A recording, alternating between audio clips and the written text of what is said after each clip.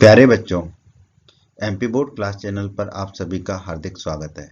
बच्चों, इस वीडियो में हम एमपी बोर्ड के कक्षा 10वीं के गणित के अध्याय 5 समांतर श्रेणियां की प्रश्नावली 5.2 के सभी प्रश्नों को हल करेंगे। तो वीडियो को पूरा एंड तक देखिएगा, जिससे आपको प्रश्नावली 5.2 के सभी प्रश्नों के हल आसान तरीके से समझ में आ जाएंगे। प्रश्न एक बहुत ही आसान प्रश्न है दोस्तों।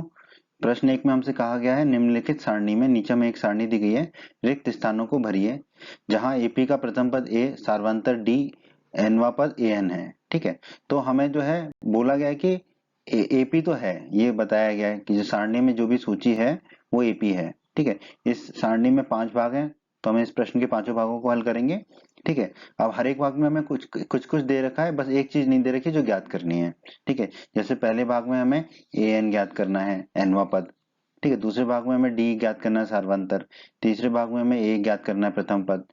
चौथे भाग में हमें एन ज्ञात करना है, और पांचवें भाग में हमें ए एन ज्ञात करना है, एनवा पद। ठीक है, तो इसको हल करने के लिए हमें जरूरत पड़ेगी कि हम मान लेंगे कि ए1 ए2 ए3 से लेकर A N minus one A N एक हमारी एपी है, जिसका प्रथम पद ए है और सार्वंतर डी है, और उस एपी में कितने पद हैं, एन, तभी हमने लिखा ए एन। ठीक है, तो दोस्तों हमने अध्याय 5 के परिचय के वीडियो में पढ़ा था, एनवें पद का सूत्र होता है ए एन बराबर ए धन कोष्टक में एन माइनस वन गुणा डी। ये हम अध्याय 5 के परिचय के वीडियो में पढ़ चुके हैं, आप हमारा वो वीडियो अवश्य देखें। तो इसी सूत्र पर आधारित है आपका प्रश्न एक। तो आइए हम एक एक करके प्रश्न के पांचों भागों को हल कर लेते हैं। आइए दोस्तों, प्रश्न के पहले भाग को हल कर लेते हैं। प्रश्न के पहले भाग में हमें ए प्रथम पद दे रखा है 7, सार्वंतर डी दे रखा है 3, और पद दे रखे हैं एन बराबर 8। तो हमें ए एन, ठीक है, एनवा पद निकालना है, अर्थात 8वां पद निकालना है। तो दोस्तों जो दे रखा है वो लिख लेते हैं। ए दे रखा है हमें प्रथम पद 7, डी दे रखा है सार्वंतर 3, ठीक है, एन दे रखा है हमें 8, तो हमने लिख लिया। और हमें ज्ञात क्या करना है, ए एन। ठीक है, ये हमें ज्ञात करना है। तो दोस्तों हम जानते हैं ए एन का सूत्र होता है ए एन बराबर ए धन एन माइनस वन गुणा डी। ठीक है, तो हमें ए पता है, डी पता है और एन पता है, तो सबके मान रख देंगे। ए एन कितना होगा हमारा, ए की जगह रख देंगे हम 7 धन एन माइनस एक है तो एन की जगह रख दिया 8 माइनस एक गुणा डी, तीन है तो डी की जगह रख दिया 3। अब हम इसको हल कर लेते हैं। ए एन हो जाएगा 7 की जगह तो 7 रख दिया, धन 8 माइनस एक कितना हो जाएगा 7, गुणा 3 वही की वही रख दिया। इसको और हल कर लेते हैं। 7 गुणा 3 हो जाएगा 21, और 7 धन 21 कितना हो जाएगा 28। तो ए एन हमारा आ जाएगा 28। यही हमारे प्रश्न के पहले भाग का उत्तर, ए एन बराबर 28। के दूसरे भाग को हल कर लेते हैं। प्रश्न के दूसरे भाग में हमें दे रखा है प्रथम पद ए बराबर -18, तो हमने लिख लिया। डी हमें ज्ञात करना है, ठीक है, एन हमें दे रखा है 10, ठीक है, डी ज्ञात करना है तो हमने क्वेश्चन मार्क लगा दिया। एन हमें दिया गया है 10, तो हम एन बराबर 10 लिख लेते हैं, और ए एन हमें दे रखा है 0, तो हमने ए एन लिख दिया 0। इसको भी हम उसी सूत्र से हल करेंगे, ए एन बराबर ए धन एन माइनस वन गुणा डी। इस सूत्र को तो आप हमेशा के लिए याद ही कर लीजिए। ठीक है, ए एन कितना दे रखा है हमें 0, तो ए एन की जगह लिख दिया 0। ए कितना दे रखा है -18, तो ए की जगह लिख दिया -18, धन एन कितना दे रखा है 10, तो ये हो जाएगा 10 माइनस एक।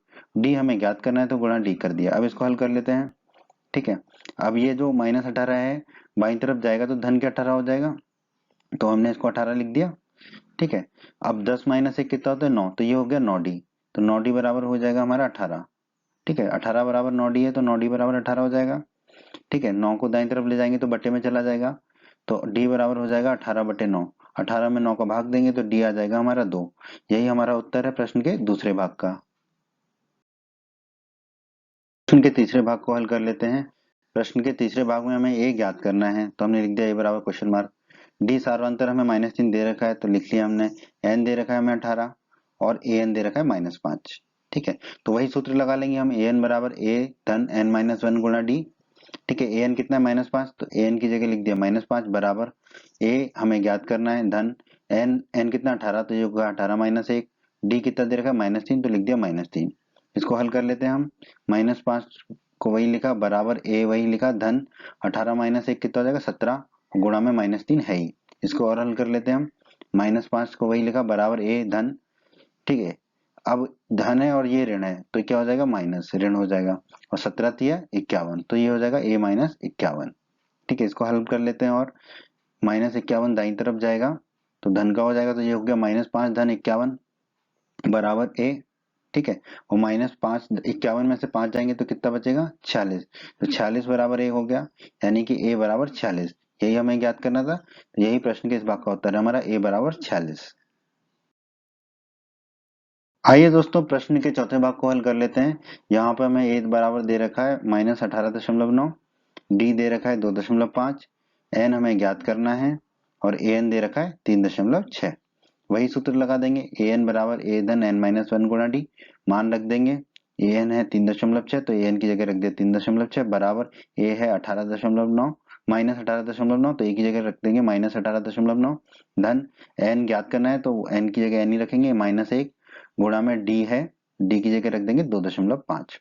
अब ये -18.5 को जो है -18.9 को दाईं तरफ ले जाएंगे, तो ये हो जाएगा 3.6, -18.9 बाईं तरफ आएगा तो धन का हो जाएगा, तो ये हो जाएगा धन का 18.9 बराबर n-1 गुणा 2.5, ठीक है। 3.6 धन 18.9 हो जाएगा हमारा 22.5 बराबर में n-1 गुणा 2.5 है ही। इसको हम लिख सकते हैं n-1 गुणा 2.5 बराबर 22.5, एक ही बात है। बराबर को बाईं तरफ लिखें या दाईं तरफ लिखें। अब हम क्या करेंगे, 2.5 को दाईं तरफ ले जाएंगे तो वो बट्टे में चला जाएगा, तो n-1 कितना हो जाएगा 22.5 बटे 2.5। अब इसको भाग देंगे, ठीक है। तो दशमलव दशमलव दो ऊपर नीचे की हटा देते हैं, तो हमें n-1 मिल जाएगा, ऊपर 225 नीचे 25। 225 में 5 का भाग देंगे, 25 का भाग देंगे तो हमें मिलेगा 9, तो n-1 मिल जाएगा हमें 9। अब ये -1 को दाईं तरफ ले जाएंगे तो ये हो जाएगा n बराबर 9 धन 1, ठीक है। 9 धन 1 होता है 10, तो n बराबर हमारा हो जाएगा 10। यही हमारे प्रश्न के इस भाग का उत्तर है दोस्तों, n बराबर 10। ये दोस्तों प्रश्न के पांचवें और अंतिम भाग को हल कर लेते हैं। यहाँ पे हमें ए दे रखा है 3.5, डी दे रखा है 0, एन दे रखा है 105 और ए एन हमें ज्ञात करना है, ठीक है। तो वही सूत्र लगा देंगे, ए एन बराबर ए धन n-1 गुणा डी, सबके मान रख देंगे। ए एन हमें ज्ञात करना है तो ए एन लिख दिया, ए है 3.5 वो लिख दिया, धन n-1 एन है 105, 105 लिख दिया, -1 डी है 0 तो डी की जगह लिख दिया 0, 0, ठीक है। अब ये हो जाएगा, इसको हल कर लेते हैं। 3.5 धन 105 में से 1 गया तो 104 गुणा में 0। अब दोस्तों किसी के भी गुणा में 0 हो तो वो 0 ही हो जाता है, 0 हो जाता है, तो 104 गुणा 0 कितना हो जाएगा 0, 0, तो ये होगा 3.5 धन 0। अब किसी में 0 को जोड़ो तो वही संख्या मिलती है हमें, तो 3.5 धन 0 कितना होगा 3.5, तो ए एन आ जाएगा हमारा 3.5। यही हमारे प्रश्न के पांचवें भाग का उत्तर है दोस्तों। प्रश्न 2 बहुत ही अच्छा प्रश्न है दोस्तों। प्रश्न 2 में 2 भाग हैं, हम दोनों भागों को हल करेंगे। प्रश्न 2 में हमसे कहा गया है निम्नलिखित में सही उत्तर चुनिए और उसका औचित्य दीजिए। हमें प्रश्न में 4 विकल्प दिए गए हैं और हमें चुनना है कि कौन सा विकल्प हमारा उत्तर है, ठीक है। प्रश्न के पहले भाग में हमें दिया गया कि एक एपी है 10, 7, 4, ठीक है। इसका 30वां पद क्या होगा, ठीक है, इन चारों विकल्पों में से। तो दोस्तों हमें प्रथम पद दे रखा है, कौन क्या है वो 10, ठीक है। तो a1 बराबर a बराबर 10 लिख दिया हमने, ठीक है। और हमें n बराबर दे रखा है 30, क्योंकि हमें 30वां पद ज्ञात करना है तो n 30 होगा हमारा, ठीक है। और a 30 हमें ज्ञात करना है, तो इसके लिए पहले तो हमें सार्वंतर ज्ञात करना जरूरी है। तो सार्वंतर का सूत्र क्या होता है, d बराबर a2 माइनस a1, ठीक है, क्योंकि ये ap है तो a2 मतलब दूसरा पद और a1 मतलब पहला पद, ठीक है। तो हम लिख लेते हैं d बराबर a2 की जगह होगा 7 तो लिख दिया 7, माइनस a1 की जगह होगा 10 तो लिख दिया 10। 7 माइनस 10 कितना होता है दोस्तों -3, तो d बराबर सार्वंतर हमारा आ गया -3, ठीक है। अब हम जानते हैं सूत्र ए एन बराबर होता है ए धन n-1 गुणा डी, ठीक है। तो हमें ए 30 निकालना है तो n की जगह रख देंगे हम 30, ठीक है। और a हमें दिया गया है 10 और d हमने निकाल लिया -3, ठीक है। तो a 30 क्या होगा हमारा, a की जगह रख देंगे 10 धन n की जगह रख देंगे 30, 30 -1 गुणा d की जगह रख देंगे -3, ठीक है। इसको अब बस हल कर लेंगे हम, तो ये 30 होगा 10 धन 30 -1 कितना होगा 29, तो लिख दिया 29 माइनस 29 गुणा -3, क्योंकि -3 गुणा में है पहले से ही, तो 30 -1 हो गया 29 और गुणा में -3। इसको हल कर लेते हैं, ये हो जाएगा 10 धन 29 गुणा -3 हो जाएगा -87, तो लिख दिया हमने -87। और 10 में से 87 को घटाएंगे तो कितना होगा -77, तो ए 30 हमारा आ गया -77। अब आप देखिए -77 कौन सा है इसमें, सी, विकल्प सी है -77। तो हमारा उत्तर क्या होगा कि अतः विकल्प सी सही है। ये हमारा उत्तर होगा ए 30 -77 और विकल्प कौन सा सही है, सी। ये दोस्तों प्रश्न के दूसरे भाग को हल कर लेते हैं। यहाँ पे हमें एपी दे रखी है -3 -1/2 2 और इसका 11वां पद क्या होगा ये हमें विकल्पों में से बताना है। ठीक है, 4 विकल्प हमें दिए गए हैं, तो जो दिया गया है उसे लिख लेते हैं। प्रथम पद क्या है -3 एपी का, तो a1 बराबर a बराबर -3 लिख दिया। ठीक है, कौन सा पद हमें ज्ञात करना है 11वां, तो n बराबर हो जाएगा 11 और हमें ज्ञात क्या करना है a11। ठीक है, nवां पद। ठीक है दोस्तों, इसके लिए हमें पहले क्या निकालना होगा सारवांतर। सारवांतर का सूत्र क्या होता है, d बराबर a2 माइनस a1। ठीक है, a2 मतलब कि दूसरा पद जो कि यहाँ पे -1/2 है और a1 यानी कि पहला पद जो कि -3 है, तो रख देते हैं। d बराबर हो जाएगा -1/2, माइनस का चिन्ह लगा देंगे और पहला पद है -3, तो कोष्टक में लिख दिया हमने -3। अब हम इसको हल कर लेते हैं। -1/2 तो वही होगा, ये माइनस माइनस धन का हो जाएगा, धन का 3। अब इसको हल कर लेते हैं हम, तो एक -1/2 के बटे में तो 2 है, 3 के बटे में कुछ नहीं, तो दोनों के बटे में हमने लिख दिया 2, तो ऊपर हो जाएगा -1 धन। 3 के बटे में कुछ नहीं था, तो 3 के बटे में 2 लिखा है, तो 2 का गुणा होगा 3 से, तो लिख दिया 2 गुणा 3। अब इसको हल कर लेते हैं। -1 2 धन 2 गुणा 3 कितना हो जाएगा 6, तो ये हो गया धन 6, बटे में 2 है, 6 में से 1 जाएगा तो कितना बचेगा 5, तो डी बराबर आ जाएगा हमारा 5/2। ठीक है, अब हम ए एन का सूत्र जानते हैं। ए एन बराबर होता है ए धन n-1 गुणा डी। ठीक है, ये हम जानते हैं। अब हमें ए पता है -3, डी निकाल लिया 5/2 और एन जानते हैं 11। ठीक है, रख देंगे सूत्र में, तो ए 11 क्या होगा, ए की जगह रखेंगे -3। ठीक है, धन एन की जगह रखेंगे 11, तो 11 - 1 गुणा डी की जगह कितना रखेंगे 5/2। ठीक है, इसको हल कर लेते हैं थोड़ा सा। ये 11 कितना होगा -3, तो वही रखा, 11 में से 1 गया तो बचेगा 10 गुणा 5/2। अब इसको आगे हल कर लेते हैं हम। तो दोस्तों हम निकाल चुके हैं ए 11 बराबर -3 धन 10 गुणा 5/2। अब देखो 10 में 2 का भाग दे देंगे हम, तो 5 बचेगा, तो हमें क्या मिलेगा -3 धन, ये 10 में 2 का भाग गया तो बचा 5 गुणा में 5, तो ये हो गया 5 गुणा 5। ठीक है, 5 गुणा 5 कितना होता है 25, तो हमने लिख दिया 11 बराबर -3 धन 5 गुणा 5 को लिख दिया 25, और ये धन का 25 है, ये -3 है, तो 25 में से 3 जाएंगे तो कितना बचेगा 22, तो ये 11 बराबर मिला हमें 22। अब हम देखेंगे कि विकल्पों में 22 कहाँ मिल रहा है, बी विकल्प में, बी विकल्प है हमारा 22, तो हम कह सकते हैं अतः विकल्प बी सही है। यही हमारे प्रश्न के दूसरे भाग का उत्तर है दोस्तों। बच्चों, अगर आप हमारे एमपी बोर्ड क्लास चैनल पर नए हैं और आपने अभी तक अगर हमारे चैनल को सब्सक्राइब नहीं किया है, तो सब्सक्राइब बटन को दबाकर हमारे चैनल को सब्सक्राइब कर लें और बेल आइकन को भी दबा दें, जिससे आपको हमारे चैनल के नए नए वीडियोस के नोटिफिकेशन सबसे पहले मिलेंगे। और जब भी आप यूट्यूब पर सर्च करोगे वीडियोस को, तो हमारे चैनल के वीडियोस आपको ऊपर नजर आएंगे। और आपको इस अध्याय का कोई भी वीडियो देखना है तो आप आई बटन पर क्लिक करें। आई बटन पर क्लिक करने से आपको इस अध्याय के सभी वीडियोस के लिंक मिल जाएंगे।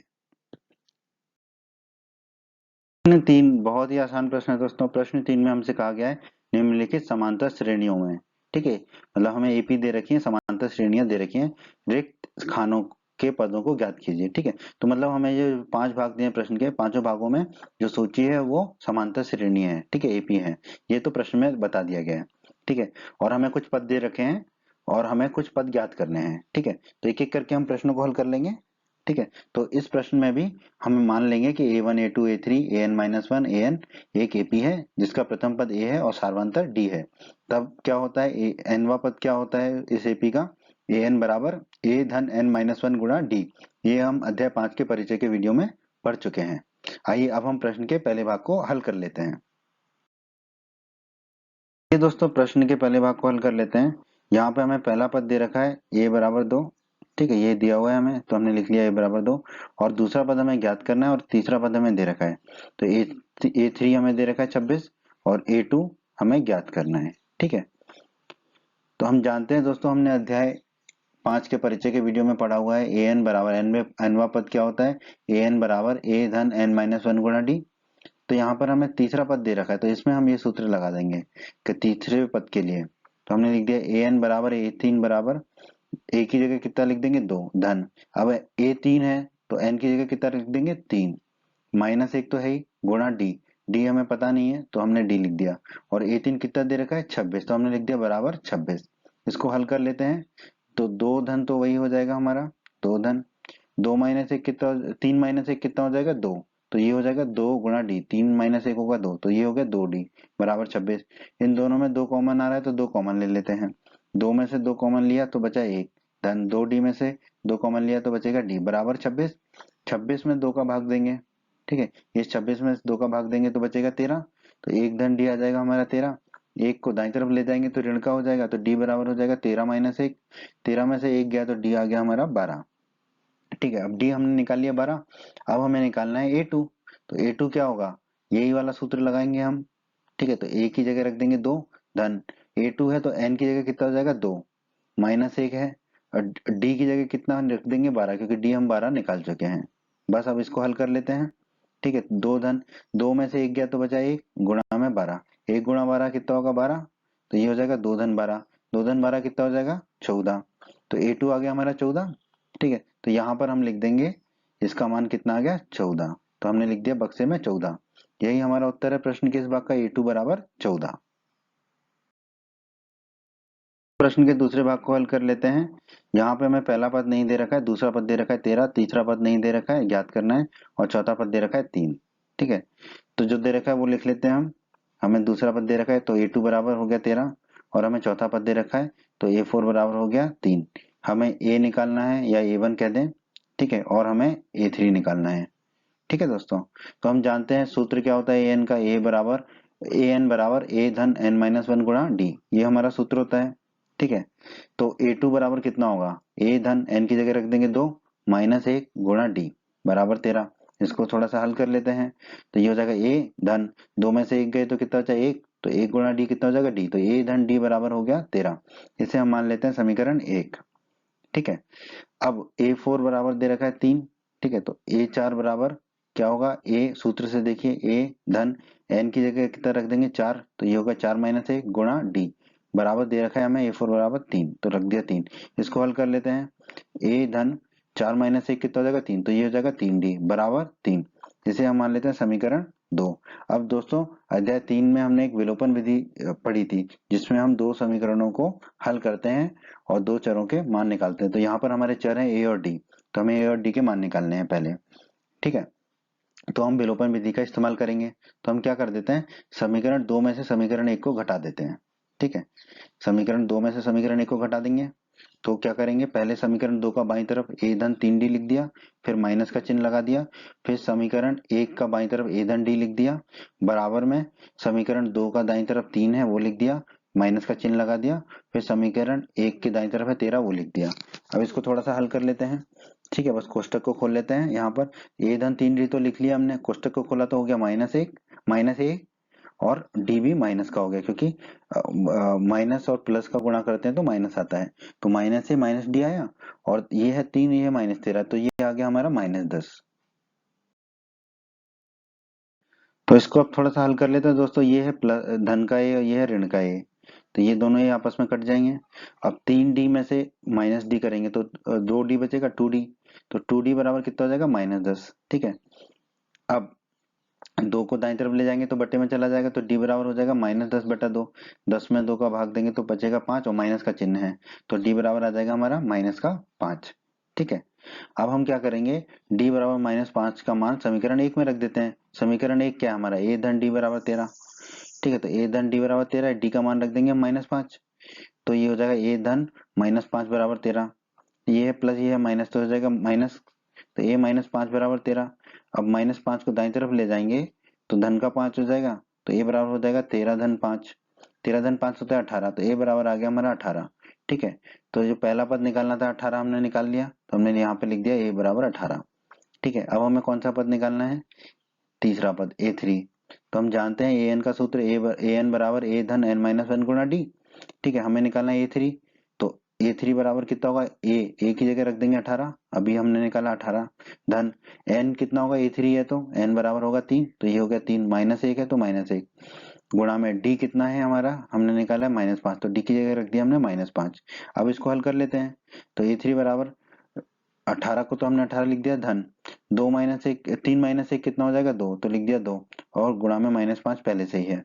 अब इसको हल कर लेते हैं, ये है प्लस ये है माइनस, तो माइनस हो जाएगा, 2 गुणा 5 कितना होगा 10, तो ये हो जाएगा -10, तो a3 हो जाएगा 18, और ये प्लस माइनस हो गया माइनस, और 2 गुणा 5 हो गया 10, तो ये हो गया -10। 18 में से 10 जाएगा तो बचेगा 8, तो A3 आ जाएगा हमारा 8। तो हम लिख देते हैं खाने में A3 बराबर 8। यही हमारे प्रश्न के दूसरे भाग का उत्तर है दोस्तों। आइए दोस्तों प्रश्न के तीसरे भाग को हल कर लेते हैं। यहाँ पे हमें समांतर श्रेणी दे रखी है 5 खालिस्तान खालिस्तान और 9 सही 1/2। तो जो हमें दिया गया है वो लिख लेते हैं। पहला पद ए दे रखा है हमें 5, तो हमने लिख दिया ए बराबर 5। और पहला दूसरा तीसरा चौथा पद दे रखा है 9 सही 1/2, तो A4 बराबर 9 सही 1/2। 9 सही 1/2 को क्या लिख सकते हैं, 9 गुणा 2 18 धन 1 19, तो 19/2 लिख दिया हमने। हमें ज्ञात क्या करना है, दूसरा और तीसरा पद, तो A2 ज्ञात करना है और A3 ज्ञात करना है। दोस्तों अध्याय 5 के परिचय के वीडियो में हमने पढ़ा था an बराबर a धन n-1 गुणा d। ठीक है, तो हमें A4 दे रखा है, तो A4 बराबर कितना होगा, a की जगह रख देंगे 5, तो a की जगह रख दिया 5 धन n, A4 है तो n की जगह रखेंगे 4, क्योंकि A4 निकाल रहे हैं हम, तो ये हो जाएगा 4 - 1 गुणा d। और A4 कितना दे रखा है 19/2, तो हमने लिख दिया 19/2। ठीक है, अब इसको हल कर लेते हैं। तो 5 धन तो वही रहेगा, 4 - 1 कितना हो जाएगा 3, तो ये हो जाएगा 3 गुणा d यानी कि 3d। तो हमने लिख दिया 3d बराबर 19/2।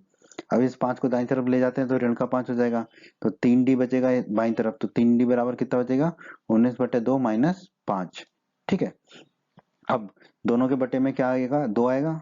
ठीक है, क्योंकि 5 के बटे में कुछ भी नहीं है, तो दोनों के बटे में 2 लिख देते हैं। तो 3d बराबर बटे में लिख दिया 2, 19 के बटे में 2 था, तो 19 की गुणा किसी से नहीं होगा तो इसको 19 ही लिखेंगे। माइनस का चिन्ह है तो माइनस का चिन्ह लगा दिया। अब 5 के बटे में कुछ नहीं था तो 5 का गुणा 2 से होगा, तो -5 गुणा 2 लिख दिया। ठीक है, बटे में 2 हो गया, तो 3d बराबर कितना हो जाएगा 19 माइनस 5 गुणा 2 को लिख देंगे 10 बटे में 2। 19 में से 10 जाएगा तो कितना बचेगा 9, तो ये हो जाएगा 3d बराबर 9/2। 3 को दाईं तरफ ले जाएंगे तो बटे में जाएगा, तो यहाँ बचेगा d बराबर 9/2 था, गुणा में 3 हो जाएगा बटे में। 9 में 3 का भाग देंगे तो 3 चला जाएगा नीचे वाला, ऊपर वाले 9 में 3 का भाग देंगे तो बचेगा 3, तो d बराबर आ जाएगा हमारा 3/2।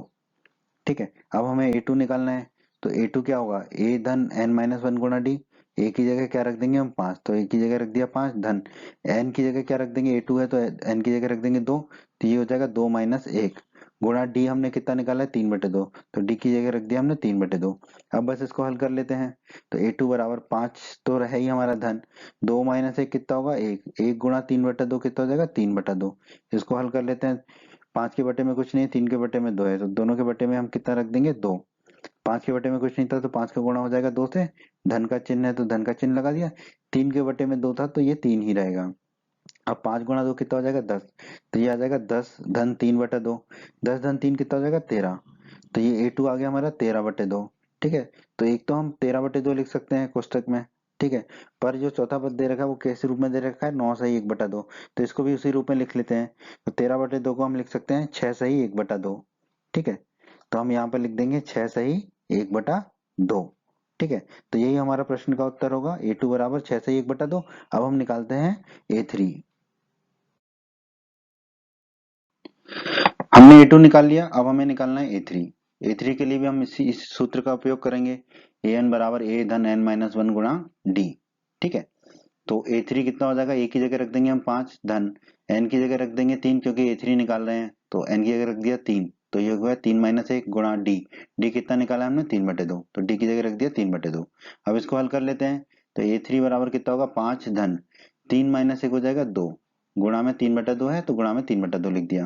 अब ये 2 ऊपर है ये 2 नीचे है, तो 2 से 2 कट जाएगा ऊपर नीचे, तो ऊपर बचेगा सिर्फ 3, तो A3 हो जाएगा हमारा 5 धन 3, 5 धन 3 होता है 8, तो A3 हो गया हमारा 8। ठीक है, तो यहाँ पर हम रख देंगे A3 बराबर 8 बक्से में, तो यहाँ पर बक्से में हमने रख दिया 8। यही हमारे प्रश्न के इस भाग का उत्तर है दोस्तों। तो प्रश्न के चौथे भाग को हल कर लेते हैं। यहाँ हमें सूची दे रखी है -4, फिर रिक्त स्थान रिक्त स्थान रिक्त स्थान रिक्त स्थान और 6। तो जो हमें दिया गया वो लिख लेते हैं। हमें a बराबर -4 दे रखा है, और देखिए पहला दूसरा तीसरा चौथा पांचवा और छठवा A6 बराबर हमें 6 दे रखा है। और हमें निकालना कौन सा पद है, दूसरा तीसरा चौथा पांचवा। तो हमें A2 निकालना है, A3 निकालना है, A4 निकालना है और A5 निकालना है। ठीक है, अब हम जानते हैं सूत्र इसका, an बराबर होता है a धन n-1 गुणा d। ठीक है, तो A6 के लिए ये सूत्र लगा देंगे हम पहले। ठीक है, तो A6 an बराबर A6 बराबर कितना होगा, a की जगह रख देंगे -4 धन A6 है तो n की जगह कितना रख देंगे 6, तो ये होगा 6 - 1 गुणा d। और a6 कितना दे रखा है 6, तो a6 बराबर रख दिया हमने 6। अब बस इसको हल कर लेते हैं। तो -4 को वही लिखा हमने, 6 - 1 कितना हो जाएगा 5, तो ये हो जाएगा 5d, तो धन 5d बराबर 6। अब ये -4 को दाएं तरफ ले जाएंगे तो धन का 4 हो जाएगा, तो बाईं तरफ बचेगा सिर्फ 5d, तो 5d बराबर 6 धन 4, 6 धन 4 होता है 10, तो 5d बराबर हो गया 10। अब 5 को दाएं तरफ ले जाएंगे तो बट्टे में चला जाएगा, तो d बराबर 10/5, 10 में 5 का भाग देंगे तो मिलेगा हमें d बराबर 2, तो हमें सारवांतर d बराबर 2 मिल गया।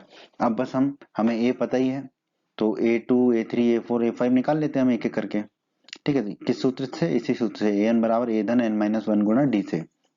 ठीक है, तो a2 कितना होगा, a की जगह कितना रखेंगे -4, तो a की जगह रख दिया -4, धन a2 है तो n-1, तो n की जगह a2 है तो n की जगह रखेंगे 2, तो ये हो जाएगा 2 - 1 गुणा d। ठीक है, d की जगह कितना रख देंगे 2, तो d की जगह रख देंगे 2 क्योंकि d हमारा 2 है। अब बस इसको हल कर लेते हैं, तो -4 धन 2 - 1 कितना हो जाएगा 1, तो ये हो जाएगा 1 गुणा 2, 1 गुणा 2 कितना होता है 2, तो a2 कितना हो जाएगा 4 -4 धन 2, -4 धन 2 कितना होगा -2, तो a2 आ गया हमारा -2, रिक्त स्थान में लिख देते हैं a2 को मान -2। ठीक है, अब हम निकाल लेते हैं a3, तो a3 कितना होगा, a की जगह -4 रखा, धन n कितना होगा 3, तो 3 - 1 हो जाएगा गुणा में d कितना है 2, तो d की जगह रख दिया 2, इसको हल कर लेते हैं बस। तो -4 धन 3 - 1 कितना हो गया 2, तो ये हो गया 2 गुणा 2। ठीक है, 2 गुणा 2 कितना होता है 4, तो a3 हो जाएगा -4 धन 4, -4 धन 4 कितना हो जाएगा 0, तो a3 हमारा आ जाएगा 0, तो यहाँ रख देंगे बक्से में a3 का मान 0।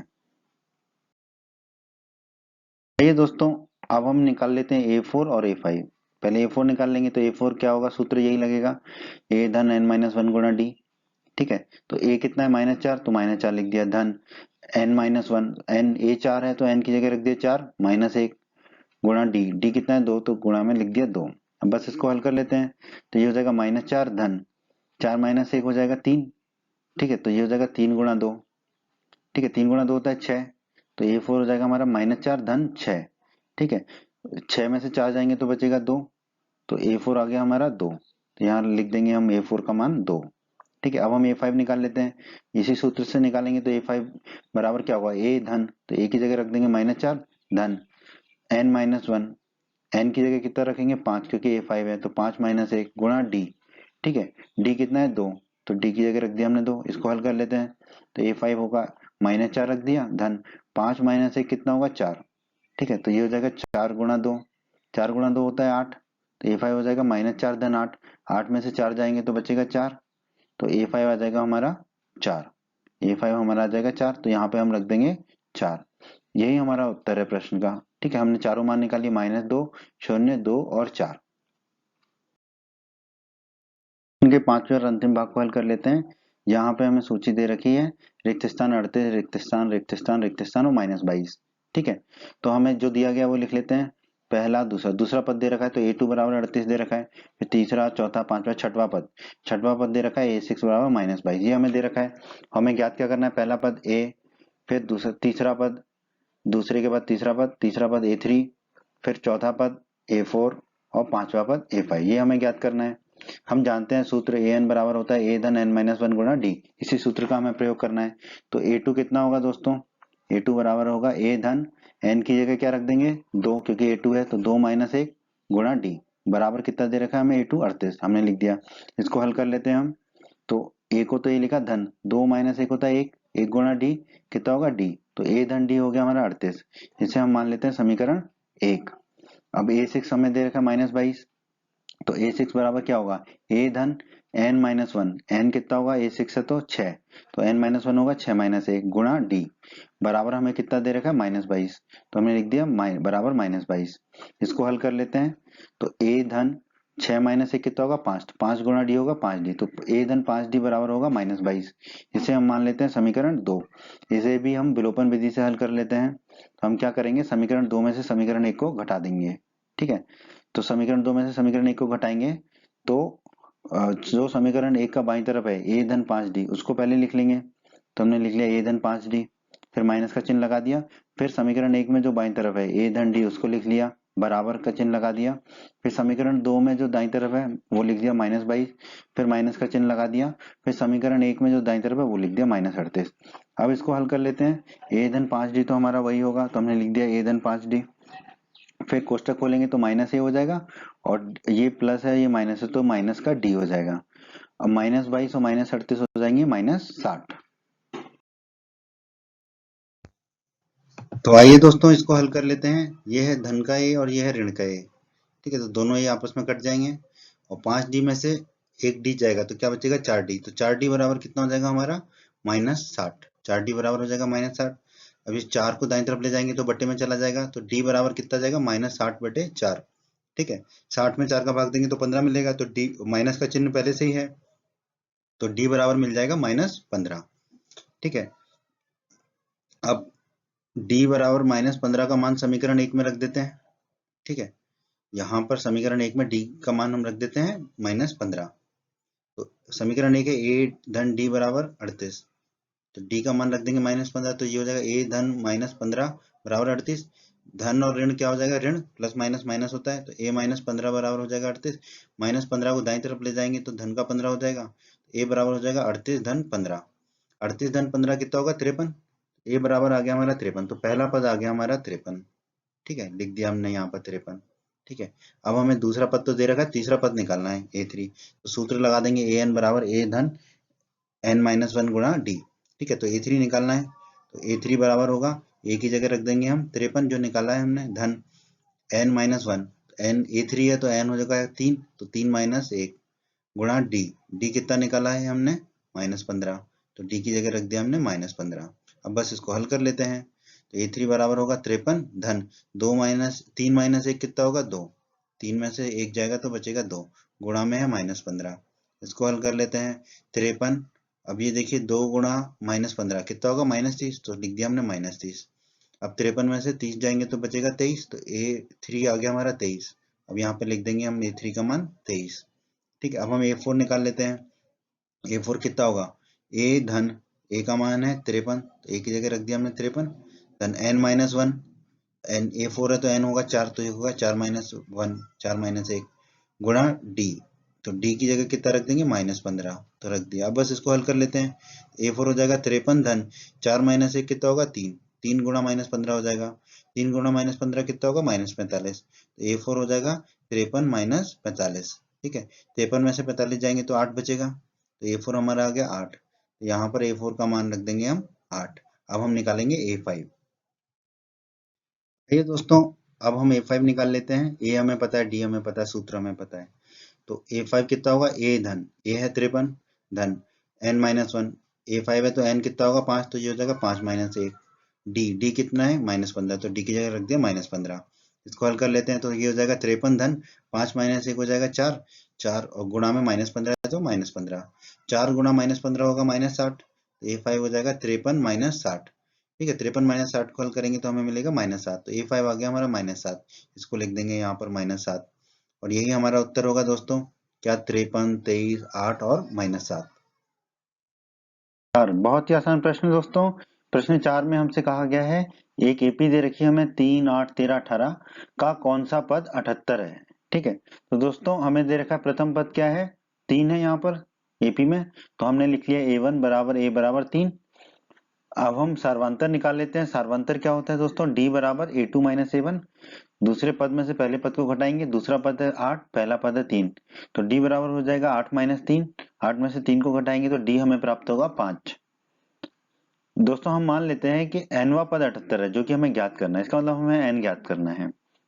तो an क्या हो जाएगा 78, क्योंकि ये प्रश्न में दिया गया है कि कौन सा पद 78 है। हम मान रहे हैं nवा पद 78 है, तो an हो गया हमारा 78। अब दोस्तों हम जानते हैं an का सूत्र होता है an बराबर a धन n-1 गुणा d।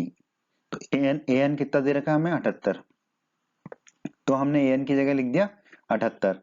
a बराबर a की जगह लिख दिया हमने 3 धन n-1 गुणा d, धन n-1 गुणा d की जगह लिख दिया हमने 5। ठीक है, अब बस हमने क्या किया, ये 78 बराबर था तो बराबर 78 कर दिया हमने। ठीक है, 3 धन n-1 गुणा 5 बराबर 78 लिख दिया, क्योंकि ये 78 के बराबर है। ठीक है, तो बराबर 78 को हमने दाईं तरफ लिख दिया बस। अब हम क्या करेंगे, 3 को दाईं तरफ ले जाएंगे तो ऋण का 3 हो जाएगा, तो हमें मिलेगा n-1 गुणा 5 बराबर 78 माइनस 3। 78 में से 3 घटाएंगे तो हमें कितना मिलेगा, 75। तो n-1 गुणा 5 बराबर हमें मिला 75। 5 को हम दाईं तरफ ले जाएंगे तो बटे में जाएगा, तो n-1 हमें मिलेगा 75 बटे 5। 75 में 5 का भाग देंगे तो 15 पंजे 75 होता है, तो n-1 हमें मिलेगा 15।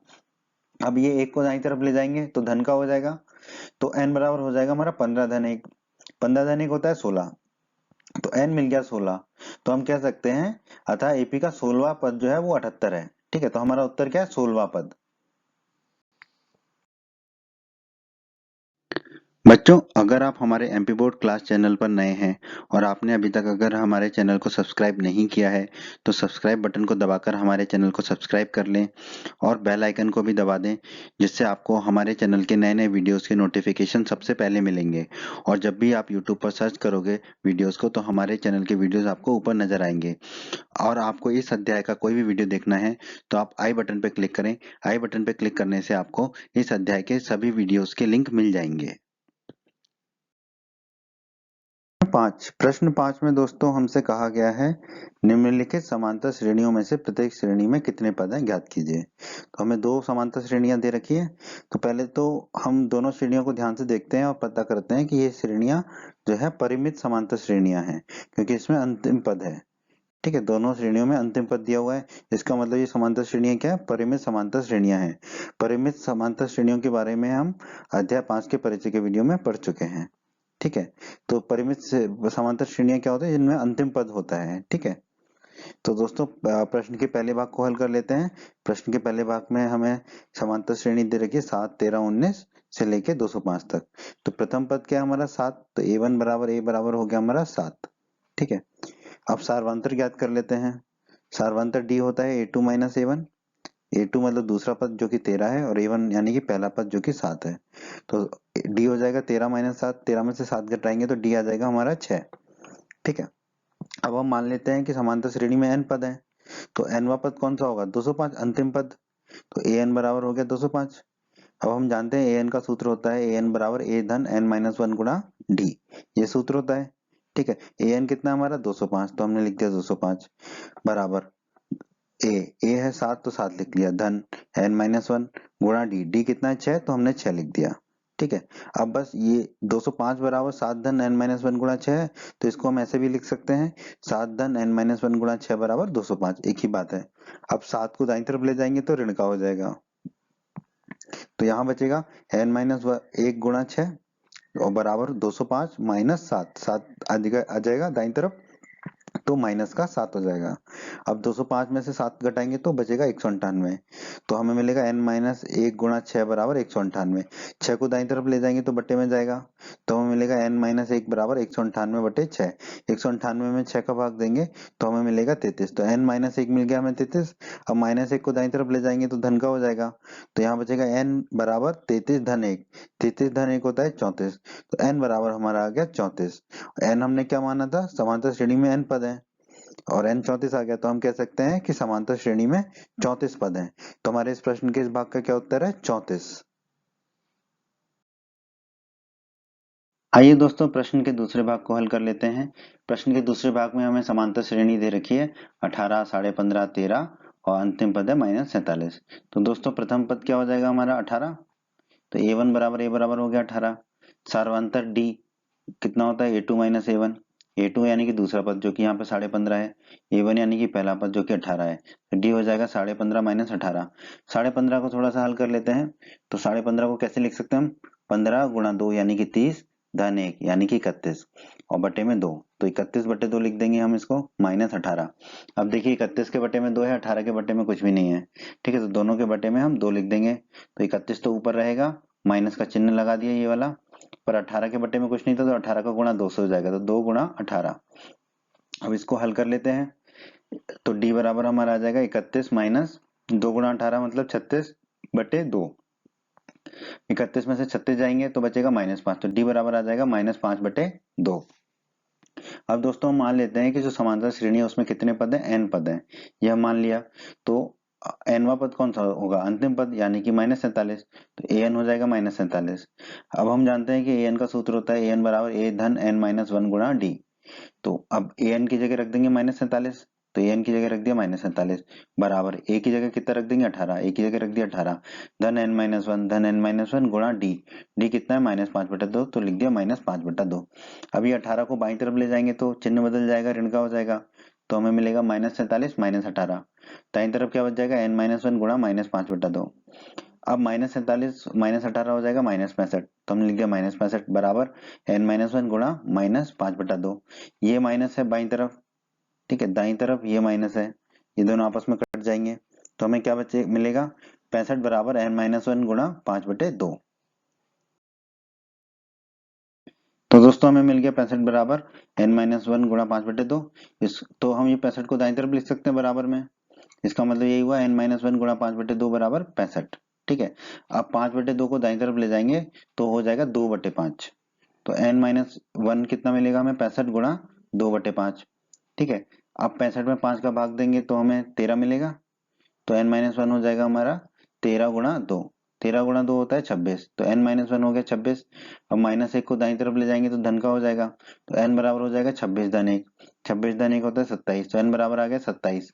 n हमने माना था कि समांतर श्रेणी में पद है, तो हम कह सकते हैं समांतर श्रेणी में 27 पद है, क्योंकि n 27 आया। तो प्रश्न के इस भाग का उत्तर होगा 27 पद। प्रश्न 6 में दोस्तों हमसे कहा गया है क्या एपी 11852 का एक पद -150 है, यदि है तो क्यों। तो दोस्तों इस एपी में जो है प्रथम पद क्या दे रखा है 11, तो ए1 बराबर ए बराबर हो गया हमारा 11। अब हम सार्वंतर ज्ञात कर लेते हैं, सार्वंतर होता है हमारा डी बराबर ए2 माइनस ए1।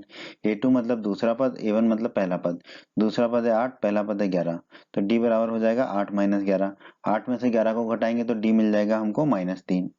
ठीक है, अब दोस्तों हम मान लेते हैं कि nवा पद -150 है, ये हमने मान लिया। ठीक है, तो अगर nवा पद -150 है तो an हो जाएगा हमारा -150। an का सूत्र हम जानते हैं, an बराबर होता है a धन n-1 गुणा d। तो an की जगह तो रख देंगे -150 बराबर a की जगह रख देंगे 11 धन n-1 लिख दिया गुणा d। d की जगह रख दिया हमने -3। ठीक है, अब ये 11 को बाईं तरफ ले जाएंगे तो इसका चिन्ह बदल जाएगा, तो ये ऋण का हो जाएगा, तो दाईं तरफ पहले से -150 था, फिर -11 आ गया बराबर दाईं तरफ क्या बचा n-1 गुणा -3। अब -150 -11 होता है -161, लिख दिया हमने बराबर n-1 गुणा -3। ये ऋण है और ये ऋण है, दोनों आपस में कट जाएंगे, तो हमें मिलेगा 161 बराबर n-1 गुणा 3। इसको हम लिख सकते हैं n-1 गुणा 3 बराबर 161, एक ही बात है। अब ये 3 का गुणा कर देते हैं n-1 में, तो हमें n में 3 का गुणा करेंगे तो 3n, फिर माइनस का चिन्ह लगा दिया, 1 में 3 का गुणा करेंगे तो 3 बराबर 161। अब ये -3 को दाईं तरफ ले जाएंगे तो धन का 3 हो जाएगा, इसका चिन्ह बदल जाएगा, तो 3n बराबर कितना मिलेगा हमें 161 धन 3। 161 धन 3 होगा 164, तो 3n बराबर हो गया 164। अब 3 को दाईं तरफ ले जाएंगे तो बटे में चला जाएगा, तो n बराबर मिलेगा हमें 164/3। इसको हल करेंगे तो n बराबर मिलेगा हमें 54 सही 2/3। ठीक है, तो यहाँ पर n जो है हमें पूर्णांक नहीं मिल रहा, 164 में जो है 3 का भाग पूरी तरह से नहीं जाएगा। ठीक है, तो हम कह सकते हैं यहाँ पर n एक पूर्णांक संख्या नहीं है। इसका मतलब है अगर n एक पूर्णांक संख्या नहीं है तो जो -150 है वो एपी का एक पद नहीं होगा, क्योंकि n का पूर्णांक होना आवश्यक है, क्योंकि कोई भी पद पूर्णांक ही हो सकता है ना, जैसे कि दूसरा, तीसरा, चौथा, 8वां, 10वां, 12वां। ठीक है, 12.5वां कोई पद नहीं होता है। ठीक है, तो n का पूर्णांक होना आवश्यक है, और n यहाँ पे पूर्णांक नहीं है तो हम कह देंगे कि -150 जो पद है वो एपी का पद नहीं होगा, तो हमारे प्रश्न का उत्तर होगा नहीं। प्रश्न 7 में दोस्तों हमसे कहा गया है उस एपी का 31वां पद ज्ञात कीजिए जिसका 11वां पद 38 है और 16वां पद 73 है। हल कर लेते हैं प्रश्न को, बहुत ही आसान प्रश्न है। हमें दिया गया है 11वां पद कितना दिया गया है 38, तो हमने लिख दिया a11 बराबर 38। ठीक है, और हमें दे रखा है 16वां पद 73, तो a16 हो गया हमारा 73। हमें ज्ञात क्या करना है 31वां पद, तो हमने लिख दिया ज्ञात करना है a31। ठीक है, ये हमने लिख लिया। अब इसको हल कर लेते हैं। सूत्र हम जानते हैं an का, an बराबर होता है a धन n-1 गुणा d। ठीक है, तो इस सूत्र के हिसाब से a11 कितना होगा, n की जगह 11 रख देंगे तो a11 हो जाएगा a धन n की जगह 11 रख देंगे 11 - 1 गुणा d, और ये कितना दे रखा है हमें 11 38, तो हमने लिख दिया बराबर 38। ठीक है, अब इसको हल कर लेते हैं थोड़ा सा। तो क्या होगा, ए को ए लिखा धन 11 माइनस 1 कितना होगा 10 गुणा डी है तो होगा 10d बराबर 38।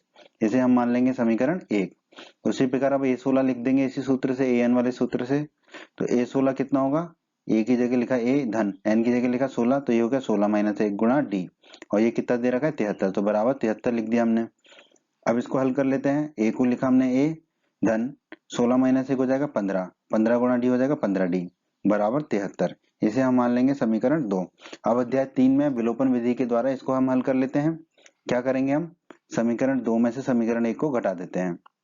समीकरण 2 में से समीकरण 1 को घटा देंगे तो बाईं तरफ क्या आएगा, पहले समीकरण 2 में जो बाईं तरफ है a धन 15d, हमने लिख दिया a धन 15d, फिर माइनस, और माइनस के बाद कोष्टक में क्या आएगा, समीकरण 1 का बाईं तरफ a धन 10d, तो हमने लिख दिया a धन 10d बराबर समीकरण 2 में जो दाईं तरफ है 73 माइनस समीकरण 1 में जो दाईं तरफ है 38, वो लिख दिया।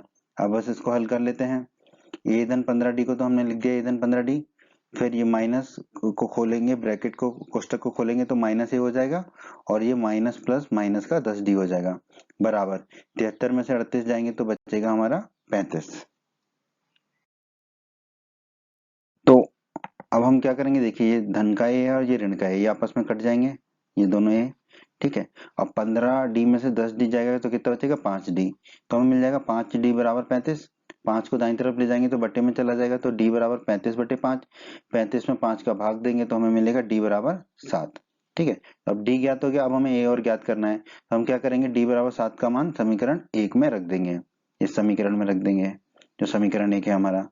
तो a धन 10d है तो 10 गुणा d की जगह क्या रख देंगे 7, तो हो गया 10 गुणा 7 बराबर 38। अब 10 गुणा 7 कितना होता है 70, तो ये हो जाएगा a धन 70 बराबर 38। 70 को दाईं तरफ ले जाएंगे तो उसका चिन्ह बदल जाएगा, वो ऋण का हो जाएगा, तो a बराबर हो जाएगा 38 माइनस 70। 38 माइनस 70 को हल करेंगे तो a बराबर हमें मिलेगा माइनस 32। हमें a मिल गया, d मिल गया। अब हम 31 को निकाल सकते हैं। ए एन का सूत्र होता है a धन n माइनस 1 गुणा d, यहाँ पर हमें a पता चल गया, d पता चल गया, और a 31 के लिए n 31 हो जाएगा। तो a 31 कितना आएगा हमारा, a की जगह रख देंगे माइनस 32, a की जगह रख दिया माइनस 32 धन n माइनस 1, n की जगह रख देंगे 31 क्योंकि 31 निकाल रहे हैं, तो 31 माइनस 1 हो जाएगा गुणा d, d कितना आया था हमारा 7, तो d की जगह रख दिया हमने 7। अब बस इसको हल कर लेते हैं। माइनस 32 को वही रखा धन 31 माइनस 1 कितना हो जाएगा 30 गुणा 7, 30 गुणा 7 कितना हो जाएगा हमारा 210, तो 31 हो जाएगा माइनस 32 धन 210, 210 में से 32 को घटाएंगे तो 31 हमारा आ जाएगा 178, 31 हमारा आ गया 178। तो हम कह सकते हैं अतः एपी का 31वां पद कितना है 178 है, तो हमारे इस प्रश्न का उत्तर क्या होगा 178।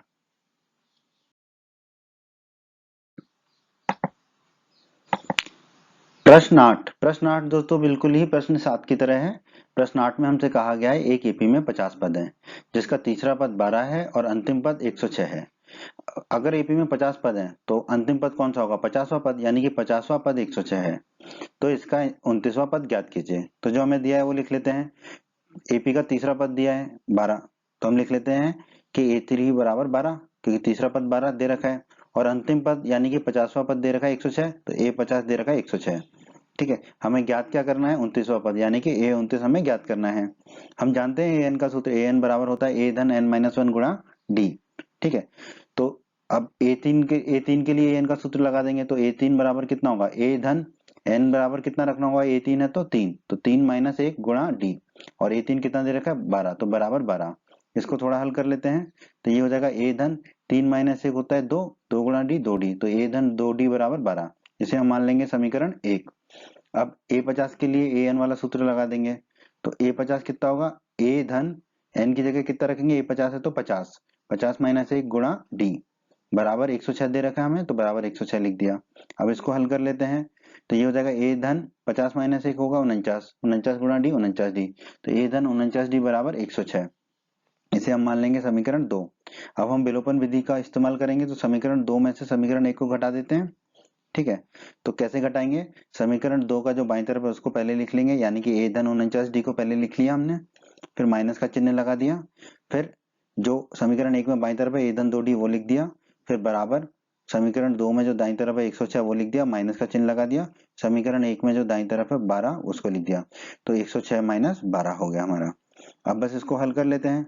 ए धन 49D को वैसे ही लिख दिया हमने, फिर माइनस को कोष्टक को खोलेंगे तो माइनस ए आ जाएगा, और माइनस प्लस ये 2D कितना हो जाएगा, माइनस 2D। अब 106 में से 12 घटाएंगे तो मिलेगा हमें 94। इसको हल कर लेते हैं अब। तो देखिए ये धन का है और ये ऋण का है, दोनों ही आपस में कट जाएंगे।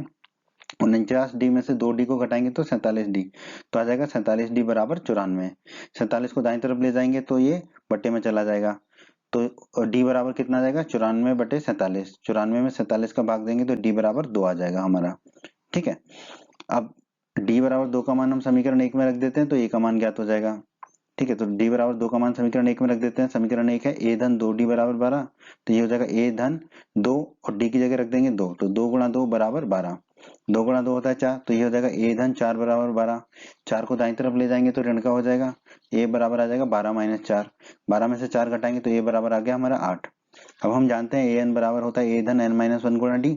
ठीक है, तो ए 29 निकालना है, तो बस n बराबर 29 रख देंगे, तो a 29 कितना होगा, a की जगह कितना रख देंगे 8 धन n माइनस 1, तो n की जगह रख देंगे 29 क्योंकि a 29 निकालना है, तो 29 माइनस 1 गुणा d कितना है 2, तो d की जगह रख दिया 2, तो a 29 आ जाएगा हमारा 8 धन 29 माइनस 1 कितना होगा 28 गुणा 2 है ही, तो गुणा 2। ठीक है, 28 गुणा 2 कितना हो जाएगा 56, तो ये 29 आ जाएगा 8 धन 56। 8 धन 56 होता है 64, तो ये 29 आ गया हमारा 64। तो हम कह सकते हैं एपी का 29वां पद कितना होगा 64 होगा। तो इस प्रश्न का क्या उत्तर है हमारा 64। प्रश्न 9। प्रश्न 9 में दोस्तों हमसे कहा गया है यदि किसी एपी के तीसरे और 9वें पद क्रमशः 4 और -8 हैं तो इसका कौन सा पद शून्य होगा। ठीक है, बहुत ही आसान प्रश्न है दोस्तों। पहले तो जो दिया गया वो लिख लेते हैं हम। हमें तीसरा पद कितना दे रखा है 4, तो A3 हो गया 4 हमारा, और 9वां पद कितना दे रखा है -8, तो A9 हो गया हमारा -8। ठीक है, हम मान लेते हैं दोस्तों कि AP का nवां पद शून्य है, इसका मतलब फिर AN हो गया हमारा शून्य, और हमें n ज्ञात करना है, तो हमें ज्ञात क्या करना है n। ठीक है दोस्तों, हम जानते हैं an का सूत्र होता है a बराबर n-1 गुणा d। अब ये सूत्र पहले हम A3 के लिए लगा देंगे फिर A9 के लिए लगा देंगे। ठीक है, तो A3 बराबर कितना हो जाएगा a धन n-1, n की जगह क्या रखना होगा, A3 है तो 3, तो 3 माइनस 1 गुणा d, और बराबर A3 कितना दे रखा है हमें 4, तो लिख दिया हमने बराबर 4। इसको हल कर लेते हैं, तो ये हो जाएगा a धन 3 माइनस 1 होता है 2, तो 2 गुणा d हो जाएगा 2d, तो a धन 2d बराबर 4। इसे हम मान लेंगे समीकरण 1। ठीक है, अब A9 के लिए ये सूत्र लगा देंगे AN वाला, तो A9 कितना हो जाएगा A9 बराबर a धन n माइनस 1, तो n कितना होगा, A9 है तो 9, तो 9 माइनस 1 गुणा d बराबर A9 कितना दे रखा है -8, तो हमने लिख दिया बराबर -8। अब इसको हल कर लेते हैं थोड़ा सा, तो ये हो जाएगा a धन 9 माइनस 1 होता है 8, 8 गुणा d 8d, तो a धन 8d बराबर -8। इसे हम मान लेंगे समीकरण 2। अब दोस्तों इसको हम विलोपन विधि से हल कर लेते हैं, समीकरण 2 में से समीकरण 1 को घटाने पर। ठीक है, तो कैसे घटाएंगे, समीकरण 2 का जो बाईं तरफ है a धन 8d उसको पहले लिख लेंगे a धन 8d, फिर माइनस का चिन्ह लगाएंगे, फिर दूसरे कोष्टक में क्या लिखेंगे, समीकरण 1 में जो बाईं तरफ है a धन 2d, फिर बराबर का चिन्ह लगाएंगे, फिर समीकरण 2 में जो दाईं तरफ है उसको पहले लिख लेंगे -8, फिर माइनस का चिन्ह लगाएंगे, फिर समीकरण 1 में जो दाईं तरफ है उसको लिख देंगे, क्योंकि हमें समीकरण 2 में से समीकरण 1 को घटाना है। ठीक है, अब इसको हल कर लेते हैं थोड़ा सा, तो a धन 8d तो वही होगा, माइनस का चिन्ह है तो माइनस a हो जाएगा और -2d हो जाएगा। -8 और -4 कितना हो जाएगा बराबर में -12। आइए अब इसको हल कर लेते हैं, ये धन का है ये ऋण का है, तो ये दोनों ही आपस में कट जाएंगे। 8d में से 2d घटाएंगे तो मिलेगा 6d, तो 6d बराबर हो जाएगा हमारा -12। 6 को दाईं तरफ ले जाएंगे तो बटे में जाएगा, तो d बराबर होगा -12 बटे 6। 12 में 6 का भाग देंगे तो 2 मिलेगा, माइनस का चिन्ह है तो d बराबर मिलेगा -2। अब ये d का मान -2 हम रख देते हैं समीकरण 1 में, तो d बराबर -2 का मान समीकरण 1 में रखने पर समीकरण 1 है a धन 2d, तो ये हो जाएगा a धन 2 गुणा d की जगह रख देंगे -2 बराबर 4 है तो बराबर 4। अब 2 गुणा -2 हो जाएगा -4, तो ये हो जाएगा a -4 बराबर 4। -4 को दाईं तरफ ले जाएंगे तो धन का 4 हो जाएगा, तो a बराबर हो जाएगा 4 धन 4। 4 धन 4 होता है 8, तो a बराबर आ गया हमारा 8। अब an का सूत्र लिख लिया हमने, an बराबर a धन n-1 गुणा d। ठीक है, तो an बराबर हो जाएगा हमारा 8 धन n-1 गुणा d की जगह a की जगह रख दिया हमने 8। ठीक है। 8 धन n-1 गुणा d की जगह रख देंगे -2। ठीक है। अब an कितना है हमारा, शून्य है, क्योंकि nवां पद हमने शून्य माना है, तो शून्य बराबर हो जाएगा 8। अब ये -2 है और ये धन का है, तो धन और ऋण कितना हो जाता है, ऋण, तो ऋण का n-1 गुणा 2। अब ये n-1 गुणा 2 को हम ले जाते हैं बाई तरफ, तो चिन्ह बदल जाएगा, तो धन के हो जाएंगे। n-1 गुणा 2 बराबर 8। 2 को अब दाई तरफ ले जाएंगे तो बटे में जाएगा, तो n-1 आएगा हमारा 8/2। 8/2 होता है 4, तो n-1 हो जाएगा 4। 1 को दाई तरफ ले जाएंगे, धन का हो जाएगा, तो हो जाएगा n बराबर 4 धन 1। 4 धन 1 होता है 5, तो n बराबर आ गया हमारा 5। n हमने माना था वो पद जो शून्य होगा। ठीक है, तो हम कह सकते हैं कि एपी का 5वां पद शून्य होगा, क्योंकि nवां पद शून्य होगा ये हमने माना था। तो हमारे इस प्रश्न का उत्तर क्या है, 5। 5वां पद शून्य होगा। बच्चों, अगर आप हमारे एमपी बोर्ड क्लास चैनल पर नए हैं और आपने अभी तक अगर हमारे चैनल को सब्सक्राइब नहीं किया है, तो सब्सक्राइब बटन को दबाकर हमारे चैनल को सब्सक्राइब कर लें और बेल आइकन को भी दबा दें, जिससे आपको हमारे चैनल के नए नए वीडियोस के नोटिफिकेशन सबसे पहले मिलेंगे। और जब भी आप यूट्यूब पर सर्च करोगे वीडियोस को, तो हमारे चैनल के वीडियोस आपको ऊपर नजर आएंगे। और आपको इस अध्याय का कोई भी वीडियो देखना है तो आप आई बटन पर क्लिक करें। आई बटन पर क्लिक करने से आपको इस अध्याय के सभी वीडियोस के लिंक मिल जाएंगे। प्रश्न 10 में दोस्तों हमसे कहा गया है किसी एपी का 17वां पद उसके 10वें पद से 7 अधिक है, इसका सारवांतर ज्ञात कीजिए। बहुत ही आसान प्रश्न है दोस्तों। हम मान लेते हैं कि एपी का प्रथम पद ए है और सारवांतर डी है, ये हमने माना है। ठीक है, अब हम जानते हैं ए एन बराबर होता है ए धन n-1 गुणा डी। ठीक है, ये हम सूत्र जानते हैं, लिख लिया हमने। अब प्रश्नानुसार प्रश्न में क्या दे रखा है, 17वां पद 10वें पद से 7 अधिक है, तो 17वां पद होगा ए 17। ठीक है, और ये 10वां पद होगा ए 10, तो 17वां पद 10वें पद से 7 अधिक है, तो 17वां पद क्या होगा, 10वां पद ए 10 से 7 अधिक है, तो ए 10 धन 7 होगा 17वां पद। अब ए एन का सूत्र लगा देंगे ए 17 में और ए 10 में, तो ए 17 क्या होगा हमारा, ए धन n-1 गुणा डी। ए 17 के लिए n होगा 17, तो 17 - 1 गुणा डी बराबर ए 10 के लिए लगा देंगे सूत्र, तो क्या होगा ए धन n-1। ए 10 के लिए n होगा 10, तो 10 - 1 गुणा डी, और धन के साथ लिख दिया हमने। अब ए से ये काट देंगे, दाई और बाई तरफ वाले ये आपस में कट जाएंगे। 17 - 1 होगा 16, तो ये हो जाएगा 16 डी, तो 16 डी बराबर 10 - 1 होगा 9, तो ये हो जाएगा 9 डी, और धन के साथ। अब ये 9 डी को हम ले जाएंगे बाई तरफ, तो इसका चिन्ह बदल जाएगा, तो ये हो जाएगा 16 डी माइनस 9 डी बराबर 7। 16 डी में से 9 डी घटाएंगे तो मिलेगा हमें 7 डी, तो 7 डी बराबर हो गया हमारा 7। अब ये वाले 7 को हम दाई तरफ ले जाएंगे तो बटे में चला जाएगा, तो डी बराबर आ जाएगा हमारा 7/7। 7/7 होता है 1, तो डी आ गया हमारा 1, यही हमें ज्ञात करना था। तो हम कह सकते हैं अतः एपी का सारवांतर डी बराबर 1 है। तो हमारे इस प्रश्न का उत्तर हो गया 1। प्रश्न 11 में दोस्तों हमसे कहा गया है एक एपी दे रखी है 3, 15, 27, 39 का कौन सा पद उसके 54वें पद से 132 अधिक होगा। तो प्रथम पद लिख लेते हैं, एपी का प्रथम पद कितना दे रखा है 3, तो a1 बराबर a बराबर हो गया 3। ठीक है, अब सारवांतर क्या होता है, d बराबर a2 - a1।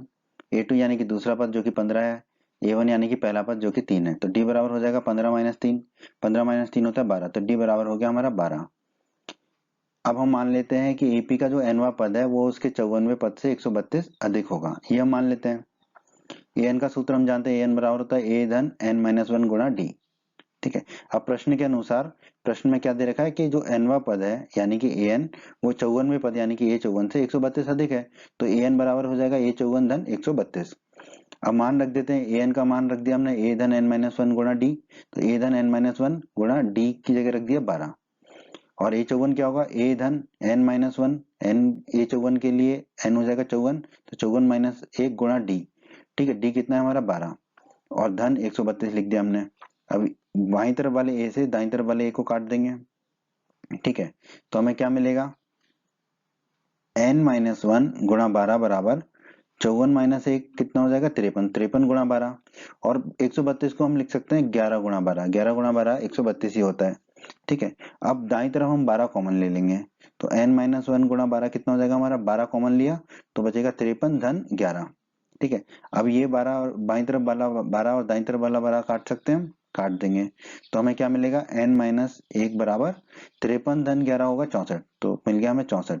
अब ये 1 को दाई तरफ ले जाएंगे तो धन का हो जाएगा, तो n बराबर हमें मिलेगा 64 धन 1, 64 धन 1 होता है 65, तो n बराबर हमें मिल गया 65। ठीक है, इसका मतलब हम कह सकते हैं कि एपी का जो 65वां पद होगा वो उसके 54वें पद से 132 अधिक होगा। तो हम यही हमारे प्रश्न का उत्तर होगा, n बराबर 65, मतलब 65वां पद जो होगा वो 54वें पद से 132 अधिक होगा। प्रश्न 12 बहुत ही अच्छा प्रश्न है दोस्तों। प्रश्न 12 में हमसे कहा गया है दो समांतर श्रेणियों का सार्वंतर समान है। ठीक है, दो समांतर श्रेणियां हैं जिनका कि सार्वंतर d समान है। यदि इनके 100वें पदों का अंतर 100 है तो इनके 1000वें पदों का अंतर क्या होगा। बहुत अच्छा प्रश्न है दोस्तों, इसको हल कर लेते हैं। हम मान लेते हैं कि पहले ही एपी का जो प्रथम पद है वो a है, ये हमने मान लिया। और सार्वंतर क्या है पहली एपी का d। ठीक है, एपी मतलब समांतर श्रेणी होता है, उसी को अंग्रेजी में एपी कहते हैं हम।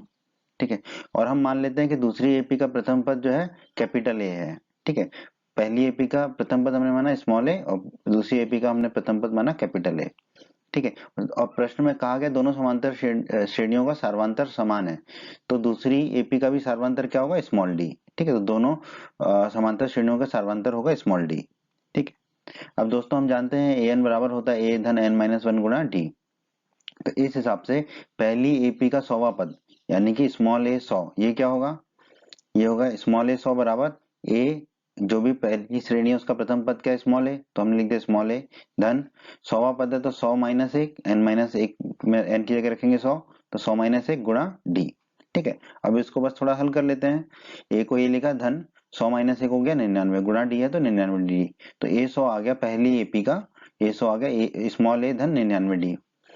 अब दूसरी एपी का 100वां पद यानी कि कैपिटल ए 100, ये कितना होगा, कैपिटल ए 100 बराबर होगा दूसरी एपी का प्रथम पद क्या है कैपिटल ए, तो लिख दिया कैपिटल ए धन कौन सा पद है एन माइनस एक लिखना होता है, तो एन मतलब कौन सा पद है 100वां पद है, ए 100 है तो एन की जगह लिख देंगे 100, तो ये हो जाएगा 100 माइनस एक गुणा डी। ठीक है, इसको भी थोड़ा हल कर लेते हैं, तो ये आ जाएगा कैपिटल ए धन 99 डी। तो हमने दोनों एपीओ के 100वें पद लिख लिए दोस्तों। ठीक है, अब प्रश्नानुसार प्रश्न में दे रखा है इनके 100वें पदों का अंतर 100 है। ठीक है, यानी कि पहली एपी का 100वां पद माइनस दूसरी एपी का 100वां पद, ये कितना दे रखा है हमें 100 दे रखा है। अब मान रख देंगे पहली एपी के 100वें पद और दूसरी एपी के 100वें पद के, तो हमने पहले लिख दिया पहली एपी का 100वां पद ए 100 का मान ए धन 99 डी, स्मॉल ए धन 99 डी, माइनस का चिन्ह लगा दिया। फिर कैपिटल ए 100 यानी कि दूसरी एपी का 100वां पद क्या है कैपिटल ए धन 99 डी, तो हमने लिख दिया कोष्टक में कैपिटल ए धन 99 डी बराबर 100 है तो बराबर 100 कर दिया हमने। अब बस कोष्टक खोल लेते हैं, तो ये तो ए स्मॉल ए धन 99 डी है वो हो जाएगा, रहेगा ही रहेगा, और ये कोष्टक खोलेंगे तो ये हो जाएगा माइनस ए और ये हो जाएगा माइनस के 99 डी। ठीक है, ये धन के 99 डी है, ये ऋण के 99 डी है, तो ये दोनों आपस में कट जाएंगे, तो क्या बचेगा हमारा स्मॉल ए माइनस कैपिटल ए बराबर 100, ये हमारा आ गया, इसे हम मान लेते हैं समीकरण 1। ठीक है, अब दोस्तों हम निकाल लेते हैं दोनों एपीओ के 1000वें पद, क्योंकि हमें क्या निकालना है दोनों एपी के 1000वें पदों का अंतर निकालना है। तो पहली एपी का 1000वां पद क्या होगा, पहली एपी का पहला पद जो स्मॉल ए हमने माना था धन एन माइनस एक लिखते हैं, तो एन कितना हो जाएगा 1000, तो 1000 माइनस एक गुणा डी। ठीक है, इसको थोड़ा हल कर लेते हैं, तो ये आ जाएगा ए धन 1000 में से एक जाएगा तो 999 गुणा डी। ठीक है, उसी प्रकार हम निकाल लेते हैं दूसरी एपी का 1000वां पद, तो दूसरी एपी का पहला पद क्या कैपिटल है वो लिख दिया धन एन माइनस एक गुणा डी होता है, तो एन कितना होगा 1000वां पद है तो 1000, तो ये हो जाएगा 1000 माइनस एक गुणा डी। ठीक है, इसको हल कर लेते हैं, तो आ जाएगा कैपिटल ए धन 1000 में से एक जाएगा तो 999 डी। ठीक है, अब हमें क्या निकालना है दोनों समांतर श्रेणियों के 1000वें पदों का अंतर निकालना है, तो वो क्या होगा स्मॉल ए 1000 ये जो निकाला है हमने माइनस कैपिटल ए 1000 ये निकाला है, इन दोनों के मान रख देते हैं। ठीक है, तो स्मॉल ए 1000 का मान रख देंगे स्मॉल ए धन 999 डी, माइनस का चिन्ह लगा देंगे, फिर कैपिटल ए 1000 का मान रख देंगे कैपिटल ए धन 999 डी। तो दोस्तों अब इसको थोड़ा सा हल कर लेते हैं, बस कोष्टक को खोल लेते हैं।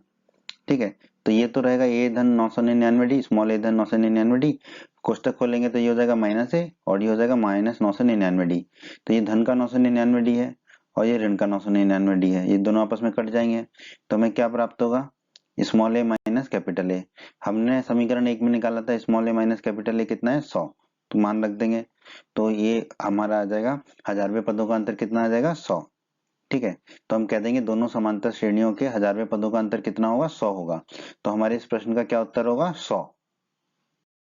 प्रश्न 13 प्रश्न 13 में दोस्तों हमसे पूछा गया है 3 अंकों वाली कितनी संख्याएं 7 से विभाज्य होंगी। ठीक है, तो इस प्रश्न को समझिएगा। दोस्तों हम जानते हैं 3 अंकों वाली जो सबसे छोटी या सबसे पहली संख्या है वो कौन सी होती है? 100 होती है। आप जानते हैं 14 सत्ते 98 होता है और 15 सत्ते 105 होता है। ठीक है, तो इसका मतलब जो है 7 से विभाज्य होने वाली 3 अंकों वाली सबसे छोटी संख्या या सबसे पहली संख्या क्या होगी? 105 होगी, क्योंकि उससे पहले जो विभाज्य हो रही है 7 से वो कौन सी? 98 है, और 98 2 अंकों की संख्या है। ठीक है, तो पहली संख्या कौन सी होगी हमारी जो 3 अंकों की विभाज्य होगी? 105। ठीक है, उसी प्रकार 3 अंकों वाली अंतिम संख्या कौन सी है दोस्तों? 999। उसके बाद 1000 होता है जो कि 4 अंकों वाली संख्या है। दोस्तों आप देखेंगे 143 गुणा 7 करेंगे तो आपको मिलेगा 1001। ये 4 अंकों वाली संख्या है। इसका मतलब क्या है? जब हम 142 गुणा 7 करेंगे तो हमें मिलेगा 994। ठीक है, तो 994 जो है सबसे बड़ी संख्या होगी 3 अंकों वाली जो 7 से विभाज्य होगी। तो हमें पहली संख्या मिल गई और अंतिम संख्या मिल गई 3 अंकों वाली जो 7 से विभाज्य है। ठीक है, तो 3 अंकों वाली संख्या जो 7 से विभाज्य है वो क्या क्या होंगी? 105 होगी, पहली संख्या जो हमने निकाली थी। अगली क्या होगी? इसमें 7 जोड़ देंगे तो 112 हो जाएगा। अगली क्या होगी? 7 जोड़ देंगे 119 हो जाएगा। उसके अगली क्या होगी? 7 जोड़ देंगे तो 126 हो जाएगा। ऐसे आती चली जाएगी और अंतिम संख्या होगी 994। ठीक है, तो ये एक एपी मिल गई हमको जिसका सार्वंतर 7 है, क्योंकि साथ साथ जोड़ते जा रहे हैं हम। ठीक है, तो संख्या बढ़ती चली जा रही है। ठीक है, तो इस एपी का प्रथम पद क्या हो जाएगा? a1 बराबर a बराबर 105। ठीक है, और सार्वंतर डी क्या हो जाएगा? वैसे तो हमें पता ही है 7 है, फिर भी हम निकाल लेते हैं 112 माइनस 105 करेंगे। ठीक है, दूसरे पद में से पहला पद घटाएंगे तो हमें डी मिल गया सार्वंतर 7। ठीक है, तो यहाँ एक सूची है जिसका सार्वंतर कितना है? 7 है। ठीक है, आप a3 माइनस a2 भी निकाल के देख सकते हैं, a4 माइनस a3 भी निकाल के देख सकते हैं, आपको हमेशा 7 ही मिलेगा। तो डी बराबर हमारा 7 है, ये एक एपी है। ठीक है, हम मान लेते हैं कि 3 अंकों वाली n संख्याएं जो है वो 7 से विभाज्य है, तो हमें वही निकालना है कि कितनी संख्या है, तो हमें n ही निकालना है। ठीक है, अब जो हमने मान लिया है।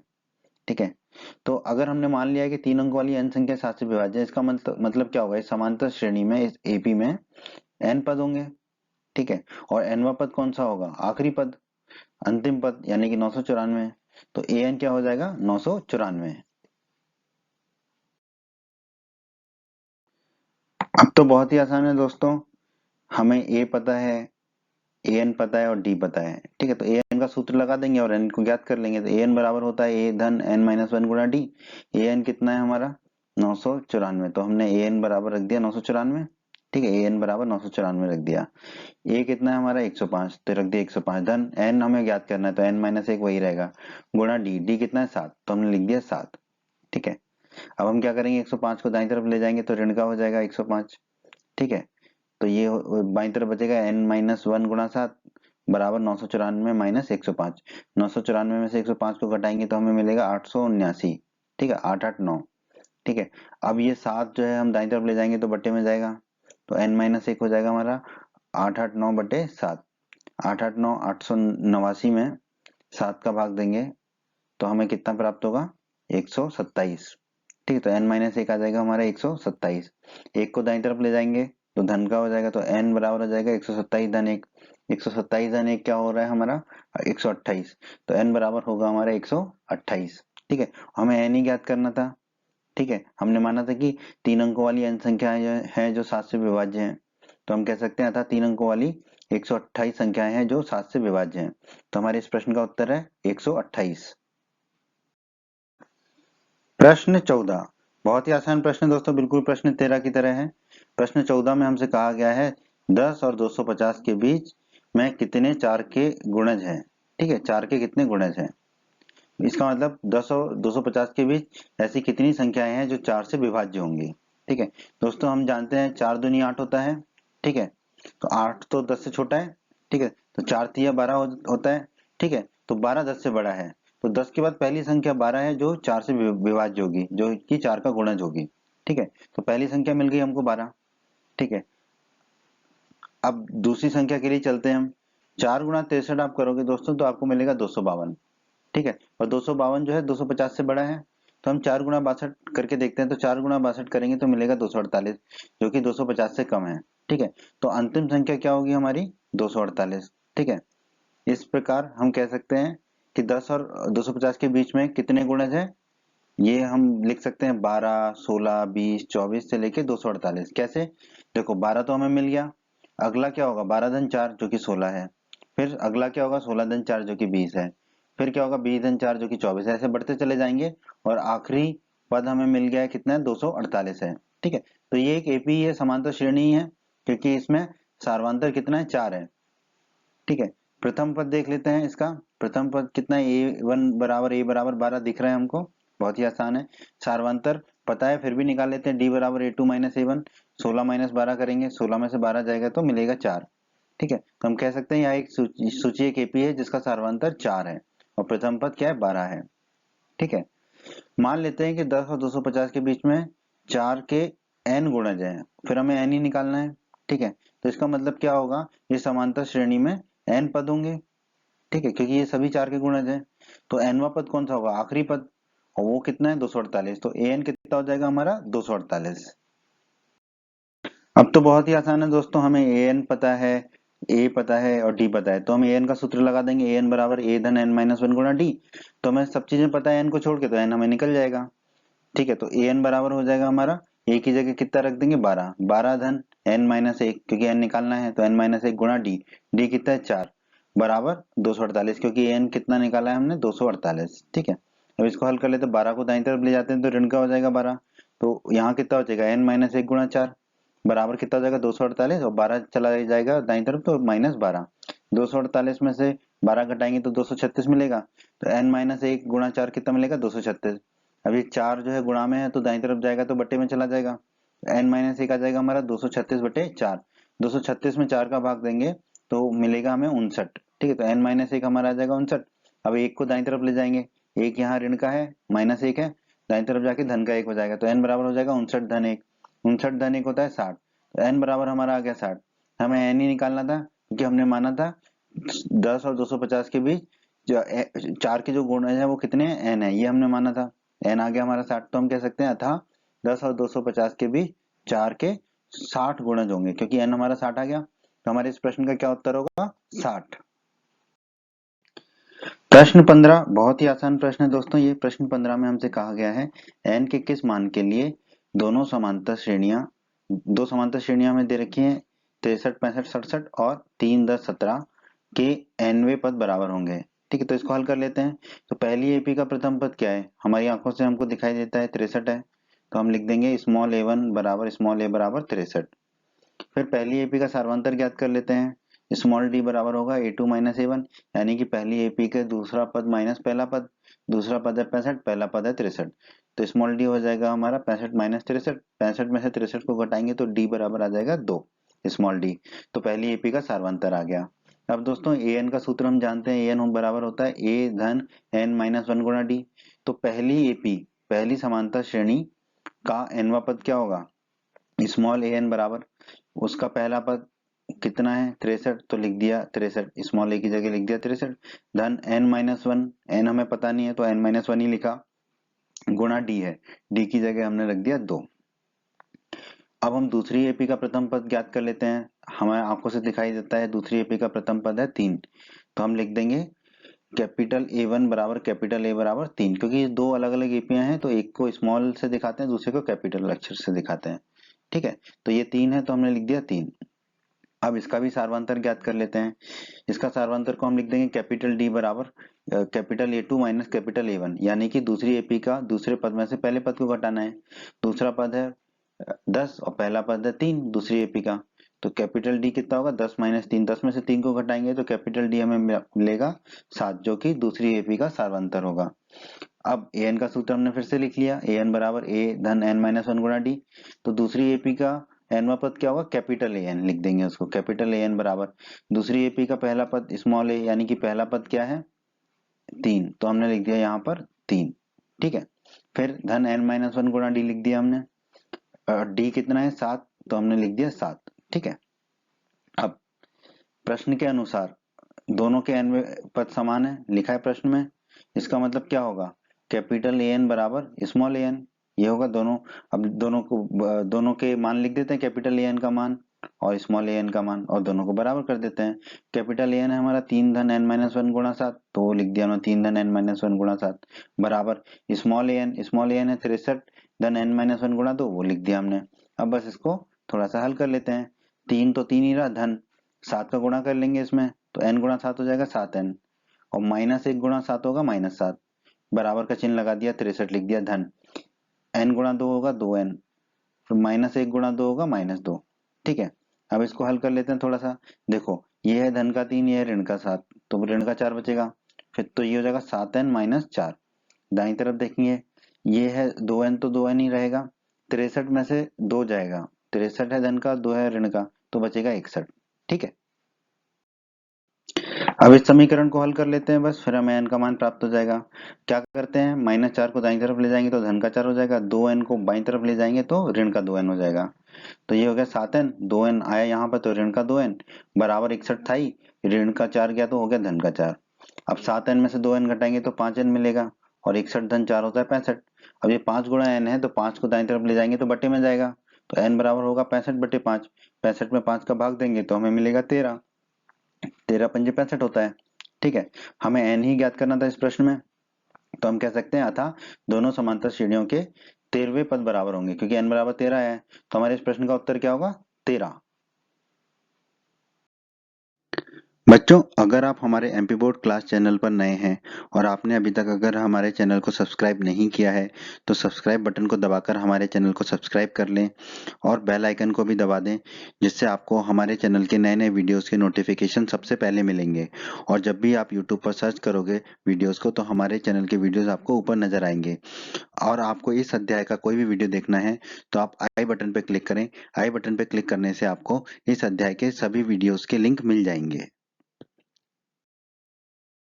16 बहुत ही आसान प्रश्न है दोस्तों। इस प्रश्न में हमसे कहा गया है वह एपी ज्ञात कीजिए जिसका तीसरा पद 16 है और सातवां पद जो है वो पांचवें पद से 12 अधिक है। ठीक है, तो हम मान लेते हैं कि इस एपी का प्रथम पद ए है और सार्वंतर डी है, ये हमने मान लिया। ठीक है, और हम जानते हैं ए एन का सूत्र होता है ए एन बराबर ए धन एन माइनस वन गुणा डी। अब दोस्तों प्रश्न में दो शर्तें दे रखी है, एक पहला है कि तीसरा पद 16 और दूसरा है सातवां पद पांचवें पद से 12 अधिक है। तो हम दूसरी शर्त को पहले देख रहे हैं, यहाँ पर सातवां पद पांचवें पद से अधिक है, तो इसको कैसे लिखेंगे, जो सातवां पद होगा ए 7 वो पांचवें पद ए 5 से 12 अधिक होगा, तो ए 7 बराबर हम लिखेंगे ए 5 धन 12, क्योंकि पांचवें पद से 12 अधिक है, ये प्रश्न में दे रखा है। अब ए एन के सूत्र किससे, ए 7 और ए 5 के मान रख देंगे, तो ए 7 क्या होगा, ए सूत्र से देखिए ए धन एन माइनस वन, ए 7 है तो एन की जगह 7 रख देंगे, 7 माइनस 1 गुणा डी बराबर ए 5 की जगह क्या रखेंगे, ए धन, ठीक है, एन माइनस 1, एन क्या होगा ए 5 में 5, 5 माइनस 1 गुणा डी, और धन 12 है तो धन 12 लिख दिया। अब देखो बाईं तरफ भी ए है और दाईं तरफ भी ए है, ये दोनों ए आपस में कट जाएंगे, और 7 माइनस 1 कितना हो जाएगा 6, तो ये हो जाएगा 6 डी। इसी प्रकार दाईं तरफ देखिए 5 माइनस 1 क्या हो जाएगा 4, और गुणा डी है तो हो जाएगा 4 डी, और धन के 12 है तो धन के 12। ठीक है, अब ये 4d को हम बाईं तरफ ले जाएंगे तो इसका चिन्ह बदल जाएगा, तो ये मिलेगा हमें 6d माइनस 4d बराबर 12। 6d में से 4d जाएंगे तो कितने मिलेंगे 2d, तो 2d बराबर 12, 2 गुणा d है, 2 को दाईं तरफ ले जाएंगे तो बटे में चला जाएगा, तो d बराबर 12/2, 12 में 2 का भाग देंगे तो d बराबर हमें प्राप्त होगा 6। ठीक है, तो हमें d प्राप्त हो गया 6। ठीक है, अब हमें दिया गया, जो पहली शर्त है उसको लिख लेते हैं कि तीसरा पद 16 है। ठीक है, ए 3 16 दे रखा है, अब ए एन का सूत्र लगा देते हैं ए 3 में। ठीक है, तो ए 3 बराबर कितना होगा, ए सूत्र के हिसाब से धन एन माइनस 1, ए 3 में एन कितना होगा 3, तो 3 माइनस 1 गुणा डी, डी कितना निकाला 6, तो हमने रख दिया 6, और एक बराबर, बराबर में क्या होगा, ए 3 का जो मान दे रखा है कितना दे रखा है 16, तो बराबर हमने लिख दिया 16। ठीक है, अब इसको हल कर लेते हैं, तो ये क्या आएगा ए धन 3 माइनस 1 कितना होगा 2, तो ये हो जाएगा 2 गुणा 6 बराबर 16, 2 गुणा 6 कितना होगा 12, तो ये हो जाएगा ए धन 12 बराबर 16। अब 12 को दाईं तरफ ले जाएंगे तो चिन्ह बदल जाएगा, ऋण का हो जाएगा, तो ए बराबर आएगा 16 माइनस 12, 16 में से 12 को घटाएंगे तो हमें मिलेगा 4, तो ए मिल गया हमें 4। ठीक है, तो हमें ए मिल गया 4, डी मिल गया 6। ठीक है, अब हम एपी को ज्ञात कर लेंगे। तो दोस्तों हमने ए प्रथम पद निकाल लिया और सार्वंतर डी निकाल लिया। ठीक है, ए बराबर 4 और डी बराबर 6। अब हम एपी को लिख सकते हैं जैसा कि हमने प्रश्नावली 5.1 में किया था। ठीक है, तो पहला पद तो a1 बराबर a बराबर 4 हो गया, ये तो हमें निकाल ही चुके हैं।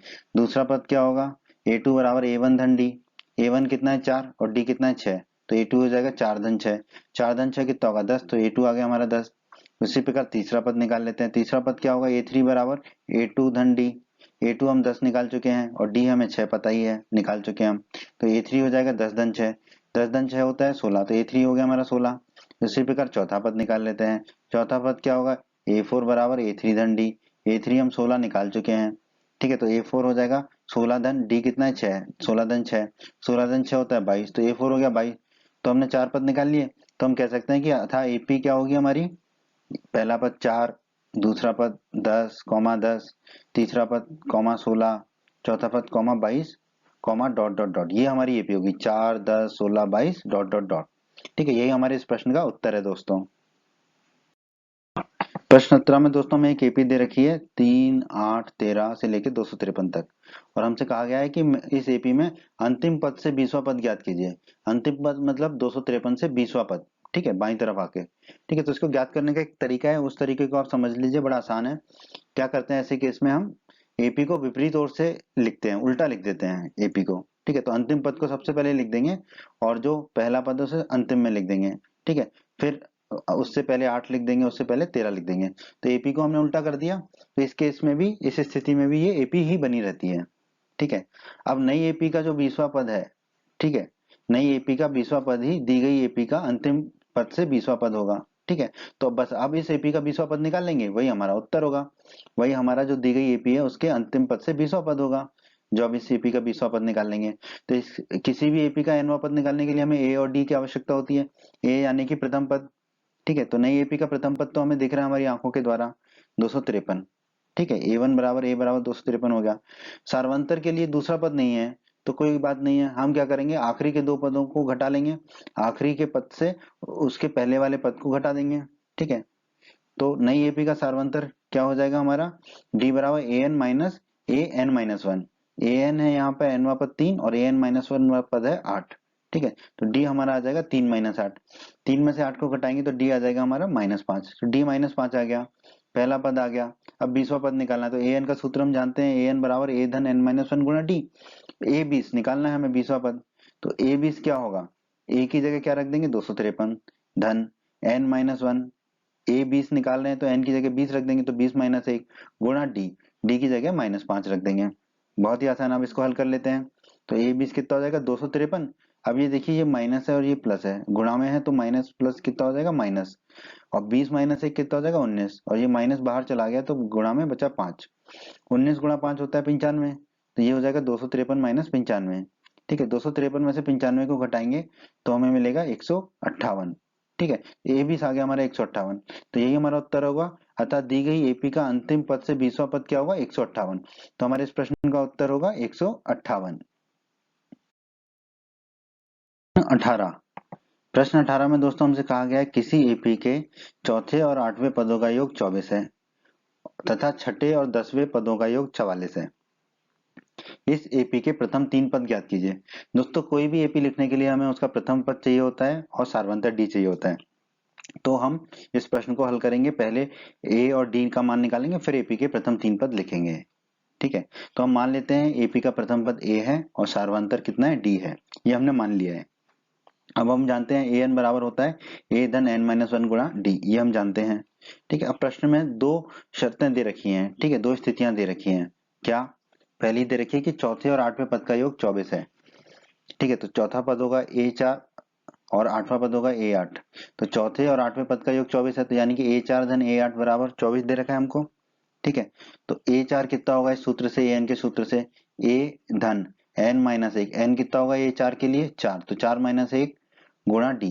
ठीक है, धन ए 8 कितना होगा, ए धन एन माइनस एक, एन की जगह क्या रखेंगे ए 8 में 8, तो 8 माइनस 1 गुणा डी बराबर है 24, तो बराबर लिख दिया 24। अब इसको थोड़ा हल कर लेते हैं। देखिए ए धन ए कितना हो जाएगा 2a, अब देखिए 4 माइनस 1 कितना हो जाएगा 3, तो ये हो जाएगा 3d, 3 गुणा डी हो जाएगा 3d, और इधर 8 माइनस 1 होगा 7 गुणा डी हो जाएगा 7d, तो लिख दिया बराबर 24। अब 3d धन 7d हो जाएगा 10d, तो ये आ जाएगा 2a धन 10d बराबर 24। ठीक है, इसे हम मान लेते हैं समीकरण 1। ठीक है। अब प्रश्न में जो दूसरी स्थिति दे रखी है उसको लिख लेते हैं। क्या दे रखी है? छठे और 10वें पदों का योग 44 है। तो छठवा पद होगा h है और 10वां पद होगा a10। तो h है धन a10 कितना होगा? 44। अब an के सूत्र से h है और a10 के मान रख लेते हैं। h है कितना होगा? a धन n माइनस 1 गुणा d। तो n कितना होगा? h है के लिए 6, 6 माइनस 1 गुणा d धन a10 कितना होगा? a धन n माइनस 1 गुणा d। n कितना होगा a10 के लिए? 10। तो 10 माइनस 1 गुणा d बराबर 44 है, तो बराबर 44 कर दिया हमने। अब आप देखिए, एक ए ये है और एक ए ये है, दोनों धन के हैं, तो ये हो जाएंगे 2 ए। ठीक है। 6 माइनस 1 होगा 5, 5 गुणा डी 5 डी धन 10 माइनस 1 होगा 9, 9 गुणा डी 9 डी लिख दिया। बराबर में 44 है तो 44 कर दिया। अब 5 डी धन 9 डी होगा हमारा 14 डी। तो ये हो जाएगा 2 ए धन 14 डी बराबर 44। इसे मान लेते हैं हम समीकरण 2। अब विलोपन विधि से क्या करेंगे? समीकरण 2 में से समीकरण 1 को घटा देंगे तो 2 ए चला जाएगा। तो समीकरण 2 में से समीकरण 1 को घटाने पर 2 में से 1 को घटा देंगे। तो फिर कैसे लिखेंगे? समीकरण 2 का जो बाईं तरफ है 2a धन 14d उसको पहले लिख लिया, फिर माइनस का चिन्ह लगा दिया। फिर समीकरण 1 में जो बाईं तरफ है 2a धन 10d उसको लिख दिया कोष्टक के अंदर, बराबर का चिन्ह लगा दिया। फिर समीकरण 2 में जो दाईं तरफ है 44 उसको लिख दिया, ऋण का चिन्ह लगा दिया। फिर समीकरण 1 में जो दाईं तरफ है 24 उसको लिख दिया। अब बस कोष्टक खोल लेते हैं और इसको थोड़ा सा हल कर लेते हैं। तो ये हो जाएगा 2a धन 14d रहेगा, फिर ये माइनस लगा है चिन्ह तो माइनस 2a हो जाएगा, और ये 10d क्या हो जाएगा? ये धन है ये माइनस है तो माइनस हो जाएगा, माइनस 10d। और 44 में से 24 घटाएंगे तो मिलेगा हमें 20। समीकरण को हल कर लेते हैं दोस्तों। ये 2a धन का है और ये 2a ऋण का है, तो ये 2a से ये वाला 2a कट जाएगा। ठीक है। 14d में से 10d को घटाएंगे तो कितना फिर बचेगा? 4d। तो 4d बराबर 20 आ गया। ये 4 गुना d है तो 4 को दाईं तरफ ले जाएंगे तो बट्टे में जाएगा, तो d बराबर 20/4। 20 में 4 का भाग देंगे तो 5 मिलेगा, तो d मिल गया हमें 5। अब ये d बराबर 5 का मान हम समीकरण 1 में रख देते हैं तो a का मान ज्ञात हो जाएगा। तो d बराबर 5 का मान समीकरण 1 में रखने पर, ठीक है, समीकरण 1 है 2a धन 10d बराबर 24। ठीक है। तो d का मान रख देते हैं 5, तो ये क्या हो जाएगा? 2a धन 10 गुणा d की जगह रख देंगे 5, तो 10 गुणा 5 बराबर 24। 10 गुणा 5 कितना होगा? 50। तो ये हो जाएगा 2a धन 50 बराबर 24। अब 50 को दाईं तरफ ले जाते हैं तो ऋण का हो जाएगा, तो 2a बराबर हो जाएगा 24 माइनस 50। 24 में से 50 को घटाएंगे तो माइनस 26 मिलेगा, तो 2a बराबर माइनस 26। अब ये 2 को दाईं तरफ ले जाएंगे तो बट्टे में चला जाएगा, तो a बराबर माइनस 26/2। माइनस 26 मतलब 26 में 2 का भाग देंगे तो 13 मिलेगा, और माइनस का चिन्ह है ही, तो a बराबर आ जाएगा हमारा -13। अब हमें a मिल गया और d मिल गया। अब हम AP के प्रथम 3 पद लिख देंगे बड़ी आसानी से। a निकाल लिया और d निकाल लिया। अब AP के प्रथम 3 पद लिख देते हैं। तो पहला पद तो a ही होता है, तो a1 बराबर a बराबर हो गया -13, ये हो गया पहला पद। दूसरा पद क्या होता है हमारा? a2 बराबर a1 धन d। तो a1 है -13 और d है 5, तो a2 हो जाएगा -13 धन 5। ठीक है। -13 धन 5 कितना होगा? -8। तो a2 आ गया हमारा -8, दूसरा पद। तीसरा पद लिख लेते हैं। तीसरा पद क्या होगा? a3 बराबर a2 धन d। ठीक है। a2 हम निकाल चुके हैं -8, तो a3 कितना हो जाएगा? -8 धन d। d कितना है? 5, तो -8 धन 5 ये कितना होगा? -3। तो a3 आ गया -3। तो हमने AP के प्रथम 3 पद निकाल लिए, वो क्या क्या होंगे? -13, -8 और -3। यही हमारे इस प्रश्न का उत्तर है दोस्तों। 19, प्रश्न 19 में दोस्तों हमसे कहा गया है, सुब्बा राव ने 1995 में 5,000 रुपए के मासिक वेतन पर कार्य आरंभ किया और प्रत्येक वर्ष 200 रुपए की वेतन वृद्धि प्राप्त की। किस वर्ष में उसका वेतन जो है 7,000 रुपए हो गया? बहुत अच्छा प्रश्न है दोस्तों, इसको हल कर लेते हैं। ठीक है। तो देखिए 1995 में सुब्बा राव का मासिक वेतन कितना था? 5,000 रुपए। ठीक है। और हर साल उसको वेतन वृद्धि कितनी मिली है? प्रत्येक वर्ष 200 रुपए। तो 1996 में सुब्बा राव का मासिक वेतन कितना हो गया होगा? 5,000 धन 200 यानी कि 5200 रुपए। उसी प्रकार अगले साल 1997 में सुब्बा राव का मासिक वेतन कितना हो गया होगा? 5200 पे 200 रुपए बढ़ के मिलेंगे यानी कि 5400 रुपए। उसी प्रकार 1998 में सुब्बा राव का मासिक वेतन कितना हो गया होगा? 5400 पे 200 रुपए बढ़ के मिलेंगे यानी कि 5600 रुपए। अब इसको समझिए ये कैसे एपी बन रहा है। देखो पहला पद कितना आ रहा है हमारा? 5000, a1 बराबर a बराबर 5000। दूसरा पद क्या आ रहा है? देखो 5000 धन 200। ठीक है। यानी कि पहले पद में कुछ जोड़ा हमने सार्वंतर, देखो सब में 200 200 जोड़ रहे हैं ना, तो इसलिए लिख दिया हमने a2 बराबर a1 धन d। ठीक है। a1 5000 है और d यहाँ पर 200 है। ठीक है। उसी प्रकार ये a3 बन रहा है हमारा 5400। ये कितना बन रहा है? A2 धन डी, देखो A2 5200 था और D 200 था, तो A2 धन डी इस प्रकार का बन रहा है। इसी प्रकार ये क्या बन रहा है हमारा A4 5600, A3 धन डी A3 कितना आ रहा था 5400 और D कितना 200। ठीक है, तो ये एक AP जैसा बन रहा है हमारा। ठीक है, तो प्राप्त AP की सूची क्या होगी हमारी 5000, 5200, 5400, 5600 इत्यादि इत्यादि। ये हमें एक AP मिल गई। प्रत्येक वर्ष वेतन की वृद्धि कितनी है 200 रुपए, ये दे रखा है। तो सार्वंतर कितना हो जाएगा D बराबर A2 माइनस A1, या 200 हम डायरेक्टली भी लिख सकते थे।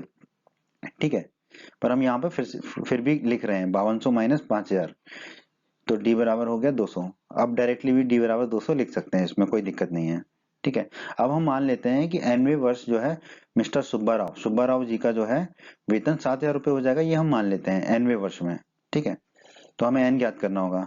तो इसका मतलब क्या है, AP का n वापस 7000 होगा, क्योंकि हमने मान लिया nवें वर्ष में सुब्बा राव का वेतन 7000 होगा। इसका मतलब है AP का n वापस 7000 होगा, यानी कि AN बराबर होगा 7000। तो दोस्तों जो काम की चीजें वो लिख लिया, बाकी हमने मिटा दिया। ठीक है, आप उसको पीछे जाके भी देख सकते हैं अगर कुछ छूटा है तो। ठीक है, हम यहाँ पे देखो AN 7000 है, A है 5000, D है 200, तो N हमें निकालना है, क्योंकि nवें वर्ष में उसका वेतन 7000 हो जाएगा। तो बहुत ही आसान है, AN का सूत्र हम जानते हैं, AN बराबर होता है A धन N माइनस 1 गुणा D। ठीक है, तो AN बराबर होगा A कितना है 5000 धन n-1 ही रहेगा, क्योंकि n का मान हमें ज्ञात करना है, गुणा d कितना है 200, तो हमने लिख दिया 200, और an का मान कितना है 7000, तो बराबर में हम कर देंगे 7000। तो ये हो जाएगा 5000 धन n-1 गुणा 200 बराबर 7000। 5000 और 200 में से हम 200 कॉमन ले लेते हैं, तो 200 कॉमन लिया, 5000 में से 200 कॉमन लिया तो बचेगा 25, क्योंकि 25 गुणा 200 होगा 5000। ठीक है, 25 गुणा 2 होगा 50, फिर 2 जीरो लग के 5000 हो जाएगा। और n-1 गुणा 200 में से हमने 200 कॉमन ले लिया तो n-1 ही बचा, बराबर 7000। ठीक है, अब 7000 में 200 का भाग देंगे तो हमें मिल जाएगा 35। ठीक है, तो और यहाँ पर देखिए 25 माइनस 1 कितना हो जाएगा 24, और धन का n। ठीक है, और ये 35 कैसे आया, 7000 में 200 का भाग दिया तो ये 35 आ गया था, और ये 24 कैसे आया, 25 में से 1 घटाया तो 24 आया, और धन n।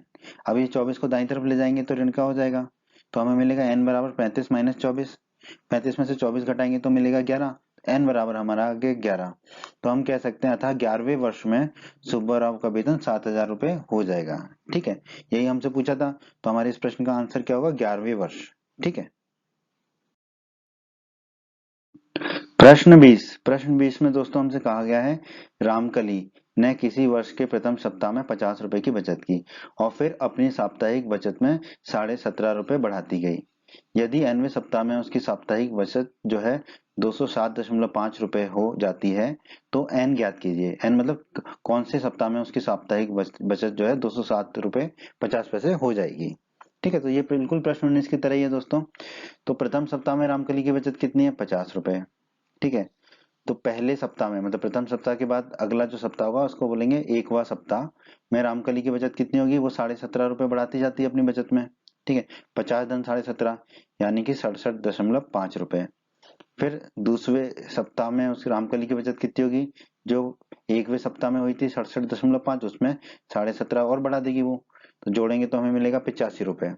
फिर 3वें सप्ताह में रामकली की बचत कितनी होगी, जो 2वें सप्ताह में थी 85, उसमें 17.5 बढ़ा देगी वो, यानी कि 102.5 रुपए। इस तरह वो बढ़ाती चली जाएगी। अब इसमें देखिए हमें एक पैटर्न मिल रहा है। ठीक है, क्या पैटर्न मिल रहा है हमको, देखो पहला जो पद है वो A1 बराबर A बराबर 50 के रूप में मिल रहा है। अगले अगले पदों में देखो हम सब में 17.5 जोड़ रहे हैं, 17.5 जोड़ रहे हैं, सब में बराबर मान जोड़ रहे हैं, मतलब सारवंतर जोड़ रहे हैं। ठीक है, अब ये जो दूसरा पद आया है ये पहले पद में 17.5 जोड़ने से आया, तो इसको हम लिख सकते हैं A2 बराबर A1 धन D। ठीक है, तो A2 हो जाएगा हमारा 67.5। ठीक है, अब देखिए ये जो है 85 ये कैसे आया, 67.5 जो है उसमें 17.5 जोड़ने से आया। ठीक है, तो 67.5 में 17.5 जोड़ेंगे तो 85 आया। तो ये किस तरह से आ रहा है, A3 बराबर A2 धन D, क्योंकि ये A2 है और ये D है हमारा 17.5 सारवंतर। उसी प्रकार ये जो चौथा है हमारा 102.5, वो तीसरा तीसरा तीसरा पद जो आया था 85 रुपए, उसमें डी जोड़ने पे आया था 17.5। इसको लिख सकते हैं A4 बराबर A3 धन डी। ठीक है, इस रूप में। तो ये एक एपी की तरह है, तो हमें जो एपी मिल रहा है वो कैसा है 50, 67.5 85 और 102.5 डॉट डॉट डॉट डॉट। ठीक है, अब इसी एपी में एक पद आ जाएगा जहां पे हमें 207.5 मिलेगा। ठीक है, तो साप्ताहिक बचत वृद्धि कितनी है उसकी? ठीक है, साप्ताहिक बचत कितनी बढ़ाती चली जाती है? वो 17.5 रुपए। ठीक है, तो सार्वंतर क्या होगा? डी बराबर A2 माइनस A1 से भी निकाल सकते हैं, वैसे डायरेक्टली भी आप लिख सकते हो 17.5। ठीक है, तो डी बराबर A2 माइनस A1 लिखा, दूसरे पद 67.5 में से 50 को घटा दिया तो ये आ गया 17.5। ठीक है, 17.5। ठीक है, या 17.5। ठीक है, अब हम मान लेते हैं दोस्तों कि nवें सप्ताह में रामकली की साप्ताहिक बचत जो है वो 207.5 रुपए हो जाएगी, ये हम मान लेते हैं। अब हम इसको थोड़ा मिटा देते हैं अपनी सुविधा के लिए और आगे बढ़ते हैं। तो दोस्तों हमने मान लिया है कि nवें सप्ताह में जो है रामकली की साप्ताहिक बचत कितनी है? 207.5। ठीक है, तो इसका मतलब जो जो एपी हमारी इसमें 207.5 जो है वो nवां पद होगा। ठीक है, इसका मतलब एपी का nवां पद क्या होगा? 207.5, यानी कि an बराबर होगा 207.5। अब देखो an हमें पता है, a पता है 50 और d पता है 17.5, तो n हम ज्ञात कर सकते हैं बड़ी आसानी से। an का सूत्र होता है an बराबर a धन n माइनस 1 गुणा d। ठीक है, तो यहाँ पर an होगा, a की जगह रख देंगे 50 धन n हमें ज्ञात करना है तो n माइनस 1 हो गया, d की जगह रख दिया 17.5 और an की जगह क्या रख देंगे हम? 207.5। तो ये आ जाएगा हमारा 50 धन n माइनस 1 गुणा 17.5 बराबर 207.5। ठीक है, अब 50 को दाईं तरफ ले जाएंगे तो ऋण का हो जाएगा, तो बाईं तरफ क्या हो जाएगा? n माइनस 1 गुणा 17.5 बराबर कितना होगा? 207.5 माइनस 50। 207.5 में से 50 को घटाएंगे तो मिलेगा 157.5। तो ये हो जाएगा n माइनस 1 गुणा 17.5 बराबर 157.5। ठीक है, अब 17.5 को जो है दाईं तरफ ले जाएंगे तो बटे में चला जाएगा, तो n माइनस 1 होगा हमारा 157.5 बटे 17.5। इसको हल करेंगे तो हमें मिलेगा 9। ठीक है, तो n माइनस 1 मिल गया 9, माइनस 1 को दाईं तरफ ले जाएंगे तो धन का हो जाएगा, तो n बराबर हो जाएगा 9 धन 1, 9 धन 1 होता है 10, तो n बराबर हमें मिल गया 10। ठीक है, हमने क्या माना था कि nवें सप्ताह में रामकली की साप्ताहिक बचत 207.5 रुपए हो जाएगी, यही हमें ज्ञात करना था।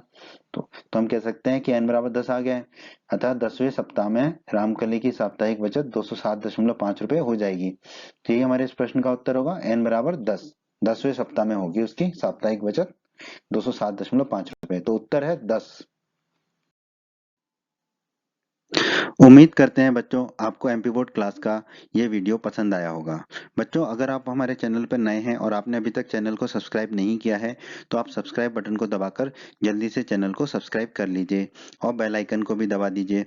बेल आइकन को दबाने से क्या होगा, हमारे चैनल पर जब भी कोई नया वीडियो आएगा तो उसका नोटिफिकेशन सबसे पहले आपको मिलेगा और यूट्यूब सर्च में भी आपको हमारे वीडियोज ऊपर नजर आएंगे। और आप हमारे वीडियोज को अपने सभी दोस्तों के साथ फेसबुक और व्हाट्सएप पर अवश्य शेयर कीजिए जिससे आपके दोस्तों का भी लाभ हो सके। वीडियो पसंद आया है तो वीडियो को लाइक जरूर कर दीजिएगा और इस अध्याय के बाकी अन्य वीडियोस देखने के लिए आप आई बटन पर क्लिक करें। आई बटन पर क्लिक करने से आपको इस अध्याय के बाकी सभी वीडियोस के लिंक प्राप्त हो जाएंगे। धन्यवाद बच्चों।